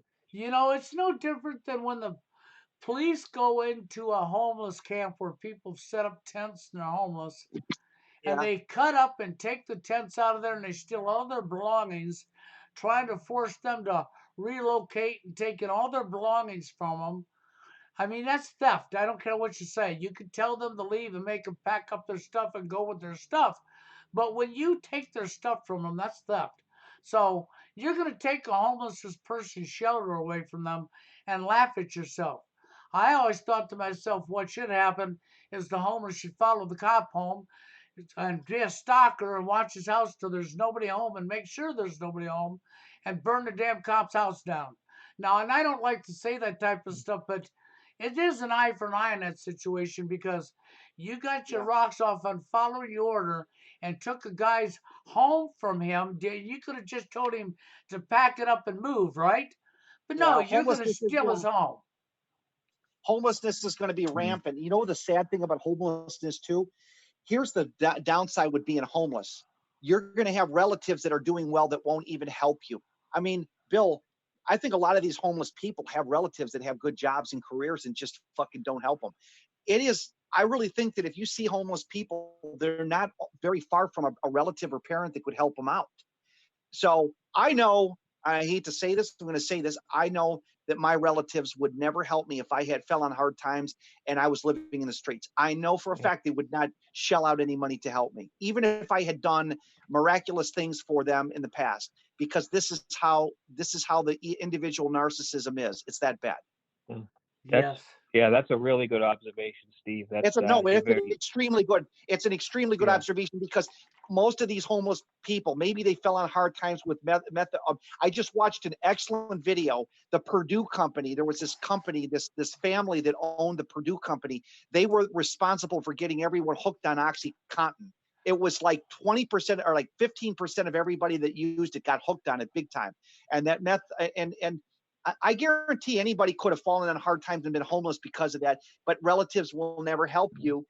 You're fucked. Basically, I would be, if I had to fend for myself, I would be fucked. It would just be me. There would be nobody that would take me in my family. None whatsoever. Yeah. And that's just And the like way. you would say, Yeah, go ahead. Okay, yeah, I was gonna say, like, like you were saying, getting bills like these giant utility bills, if you like, with the sewer projects. I mean, these, a lot of people are like one paycheck away from being homeless, and it's things like that that's actually putting people out on the street. Yeah, they will. You know what Mhm. this old gentleman said to me? Now I fought the sewer project, and I met one of the guys that's a benefactor of this. We sat down. He took me to some cheap restaurant, and we sat down. He made me spend $20 on me. And I asked him. I said, "Don't you have any empathy for these older people in your age group that are going to suffer because of this?" He says, "Not really." He goes, "They're getting old anyways. They're going to be gone, and let's let the other people resume responsibility for the bill." That's his fucking mentality. Rich people have a totally different psychology. When I heard this, Oh I yeah, was ready to throw my fucking plate of food in his face when he said this. He did it very nonchalantly, like it's just no big deal. Yeah, there's old people like me that don't have money, but they'll be dead soon, and we'll just pass on the bill to the new owners. That's what his response was. I was yep. shocked. It's very cold, and that's like with like with the people at the top of creating. It's this all, you know, kind of like all about me mentality, and the hell with everybody else. Here's another You thing. know, The reason why my mother is able to be in good health despite her situation is because I take care of her. A lot of times, if you don't have an advocate that takes care of you at the nursing home, that sees you 3 times a week, like a loved one or a relative, you're probably going to die in that place prematurely. It's that simple. yeah. And this is another thing. I have no advocate. If I was indigent, and let's say I had a head injury or something, and I had to go to a nursing home, um, I think I'd prematurely die. I think nobody would go out of their way to really take care of me. And I know that. I mean, even when your relatives are in a nursing home, you still have to be there to see what's going on. And otherwise, they're going to recommend things that. And I don't want to talk about the personal stuff. I've already told Bill about it. But there's some really evil things I've run into already that had I not been there, things would have been worse. Yeah. Yes, exactly. And Bill knows the situation that I ran into recently, and I proved the nursing home wrong about it. But it's a situation where you got to not if grandma, or if you're going to take a relative and put them in a nursing home, show them the love and support by at least visiting them a couple times a week or once a week, and brush their teeth, make sure they're getting adequate Mhm. care, maybe spend an hour or two with them. And Bill, I'm telling you right now, I don't have an advocate that would do that for me at all. I have nobody in my family that would spend 10 minutes with me. You know what, I don't. Steve? And I totally understand you, and I do believe that's the case because you're right. That's most Americans now. That's most Yep, Americans. that is. Yeah. Most Americans drop their loved ones in a nursing home and never go to see them. They don't have anything to do with their life. And whatever happens to them, happens to them. Yep. Okay. And the administration in hospitals and in nursing homes and in companies are all about their profit, all about their own greed. They don't care. Mhm. They'll recommend something that's destructive. They would rather, the medical system, Bill, it's designed to kill you early but make the most profit. So when the medical system, it's cheaper to keep you alive longer, but it's more financially expedient to kill you off, because to kill you, they have to dump drugs in you and use Mhm. procedures that will end your life sooner but cost a lot of money. And Yeah. that's how the medical system works. They Yes. are. Oh yeah, Yeah. they outlaw that what is it, assisted suicide. Just they don't care about you. They just want to keep you around a little bit longer so they can just keep keep getting soaking you for money. And Yeah, and the that's stuff all they it is. give you will kill you. Yeah, they don't want to keep you alive. They do want you to. They don't want to. They would love to keep you alive longer if they knew they could. What they recommend for you is destructive, and in the end, it kills you or severely maims you. Yeah, And I don't they care. yeah they just want to prolong it a little bit, and just kind of get some money out of you, and Yeah. otherwise and they these don't give and, two and, shits and about you. and I hate to say that most of these people that administrate these nursing homes, not the nurses, not the STNAs, the state trained nursing assistants, they're decent people. The administrators are almost all women, and they're fucking ruthless. They don't have any empathy for old ladies. They just basically, this is a business, this is how we operate, boom boom. And it's like you have a different hierarchy. You have the wonderful people that work in those places that clean dirty shit, and you have the people that run the administration. They wouldn't touch a turd to save their lives. I mean, there's a whole big class system between them. I really can't stand it. Yeah. Yeah. Yeah, we got a little bit. I got a little bit of a taste of that. I mean, I lost my grandmother earlier this year, and she spent the last 5 weeks in a nursing home. I mean, she was pretty well. Pretty I mean, old. she lived to be 96 years old and Yeah, everything that's like that. pretty So good. she My just mom was. Yeah, go ahead. Sorry. yeah, she just kind of died of natural causes, old age, but I made sure, we all kind of made sure we were there at her side, like pretty much, all the time. Like I went out there and visited her, a good 2 or 3 times a week, Yeah. but she Well, always that's had good. she always had And somebody like, there dropping by.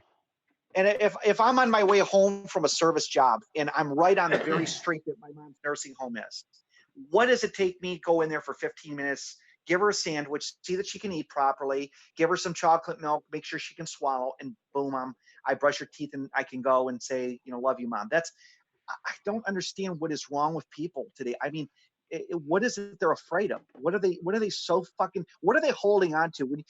Bill, another theory is once you're dead and if your soul is out there, you're looking back at your life saying, why was I such a fucking selfish asshole? Because in the end, it's not going to matter that you donated time. When you're in the spirit world, you're going to probably be glad you did the right thing. That's the way I look at it, Steve. Mm. Because when you're on the other side, if you can look back at what you've done and look at the people who are there, if you do the right things, you're going to be at least happy that you've done that. But if you're going to be the selfish, arrogant prick that most people are, what are you looking back to? What, how sick you was? These people that had children raised their children regardless, okay? And the cost of living, everything they gone through to make sure you had clothes on your back, to make sure you had food in your gut when you were growing up. Okay, now I'm not saying everybody's perfect because we know there's a lot of different situations in the home environment with alcoholism and abuse and all the tough stuff that goes on. But overall, if it's a halfway decent family, they will have brought you into the world, raised you, clothed you, everything till you're an adult.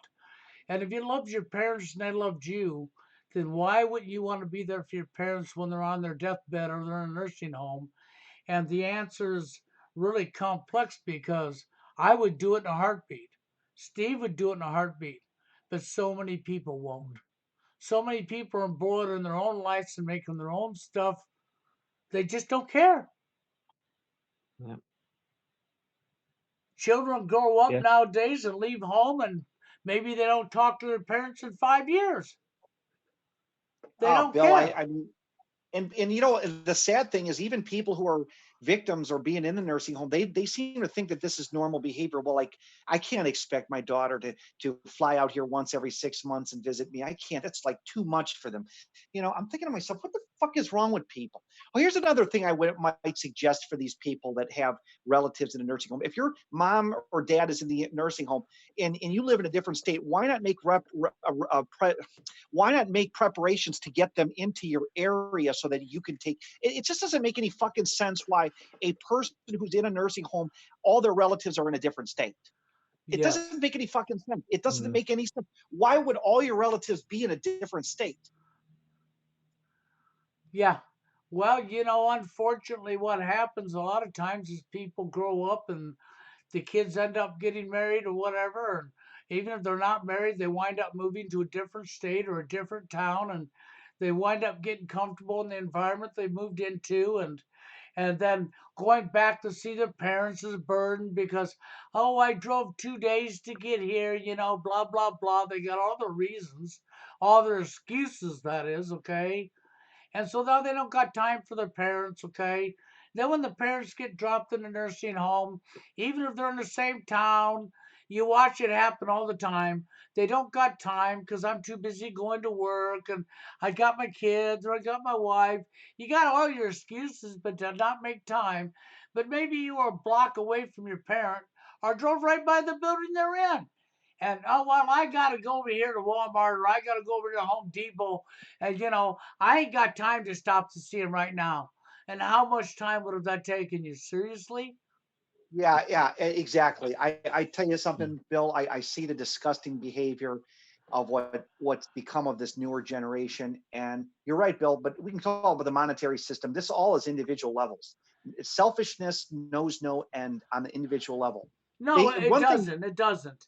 The only everyone everyone thinks they're their own island. We don't.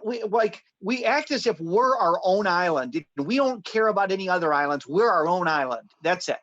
Yeah. And it's Hmm. messed up completely, you know.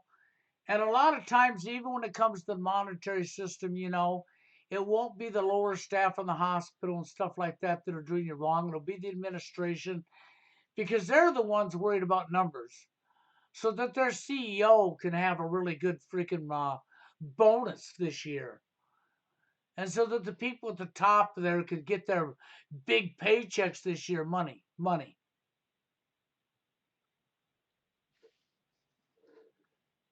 Mm. I don't know where else to Yep. go with it, but I do know this. The poverty we're looking at, the homelessness we're looking at has been man created and nobody cares. You have an epidemic of homeless and you have thousands of homes sitting empty, and you're talking about we need to build more affordable housing, but we don't have the money for it. Okay, when the money isn't backed by nothing, which means you could print it. Okay, but you're not going to do that. Okay, so you're not going to print it to build affordable housing. But out of the thousands of homes you got that are sitting empty, well, could you do something with them homes to make that into spots to get people off? No, we couldn't do that neither. Nope, sorry, we can't do that neither because they're individually owned, and these people want to make their money off their stuff. There you go, right back to the same old shit. Nobody cared. Yeah. There's definitely no affordable housing around here. All the new houses that they're building are starting at about $700,000 just for a little townhouse, you know, with about an $8,000 a year, probably even a $10,000 a year property tax bill on top of it, So you know, what? plus condo fees. So Dave, so they have any of them new tiny homes in your community somewhere? Oh yeah, yeah, they're building them. They're building these complexes. They got them under construction all around these communities, and there's one right up the street. These houses they're starting just I think it's just under $700,000 You mean for for a a little tiny home? for a little tiny prefabricated home, cheaply made home. It's not even it's a townhome where the houses are just connected to each other. You know, it's Okay, it's awful. It's just terrible. I mean, I couldn't even imagine um, paying that kind of money to live in something like that. absolutely ridiculous. And then we You know, wonder why it's we're in the shape we're in, huh? yeah. I mean, I am so lucky. I bought this place 20 years ago, and I lived below my means, and um, I paid down my mortgage as fast as I can. I was doubling up on the payments, and I just got that mortgage out of the way. Um, yeah, I just feel bad for people, you know, especially young people that are just starting out and what they have to look forward to, Well, because if it's you just know, very, it's if so unfair. you did what was right, because if you could double up on your mortgages, you pay it off in half the time. And even if you could do more than double up, you pay it off quicker, and it gets the ownership in your hands. But even though you technically don't own it, at least you can turn it and go another direction, you know. But Yeah, exactly. but the homelessness and the stuff I've been watching and looking at recently, just it irritates the hell out of me because I realize there's Hmm. really there's no honest, legit reason for it other than no care. Yeah, and you see that especially out in California, you see these people working two full-time jobs, working 75 hours a week, and they still can't even afford to put a roof over their head. And then you have like a company like Amazon. You know, you got these people working in these warehouses. They're like concentration camps for workers. I don't know if you've ever checked them out online. Um, Jeff Bezos, he's worth like $170 billion, and he's paying his workers like $15 an hour to just be a slave in a warehouse, and he wants people to be happy with that. You see, I was working in a warehouse almost 30 years ago, um, for a liquor distributing company, and I was making $15 an hour. This is back in 1990, and they're acting like $15 an hour is like some like great livable wage. $15 an hour is nothing. No, not where You know, you live. $15 an hour wouldn't do you nothing. yeah, pretty much most places in the country, $15 an hour ain't gonna cut it. No, I mean where I'm living right now, $15 an hour, you'll live halfway decent. You won't be rich, but you'll live comfortably. Okay. Yeah, But if I go back up to the little community where I left, $15 an hour by yourself, you would barely be able to afford a 1-bedroom apartment. You'd be breaking your butt just to keep it, and you'd be broke all the time. right. Because $15 an hour where I am. Oh, forget it. There was an article in the news I was reading recently. They said that you need to be making about $45 an hour in the Boston area just to kind of live, comfortably, like live in like a typical 2-bedroom apartment and be able to kind of take care of yourself. yeah, that's pretty You damn know, sad. yeah, and that's triple that. $15. That's 3 times. $45 an hour. That's 3 times the amount of $15 an hour. And so then what you got is you got a bunch of people getting together and all sharing the freaking bill in order to even fucking in order to have a roof over their head. They're Yeah, all you'll have working like and sharing. John, you got what, 4, 5, 6 paychecks in a house just to afford to yeah, live. yeah. You'll see 6 people bunched up into a tiny little 2-bedroom apartment. Yeah, it's pretty sad. It really is. But that's, I guess, the gist of it, guys. I'm going to go ahead and get off of here. And I appreciate you being here, Dave, and I appreciate Steve. Thank you. And for Harry over there. Okay, I want to tell him a special thank you. Okay, for coming on, and I'm going to cut this short and get on with my day. And I'll be back up here Saturday Night Live, and we'll go from there. Okay, right now I'm going to do this real quick. There we go. I got rid of that person too. I hate to do that, but I had a troll in here trolling me, so I removed him. And he came right Mm. back under another name. And it's somebody who's mocking going back to the day when I was working with Jerry. And they're having fun, so I just removed him twice. So I'm going to get on out of here, guys, and thank you. Yeah. All right, Bill. And you Steve. guys all have a good one. And Steve, thanks. Bye, guys. All right. All right. Have a good holiday, Bill. Yep, And everyone else. All you right. Take too. care. Yep.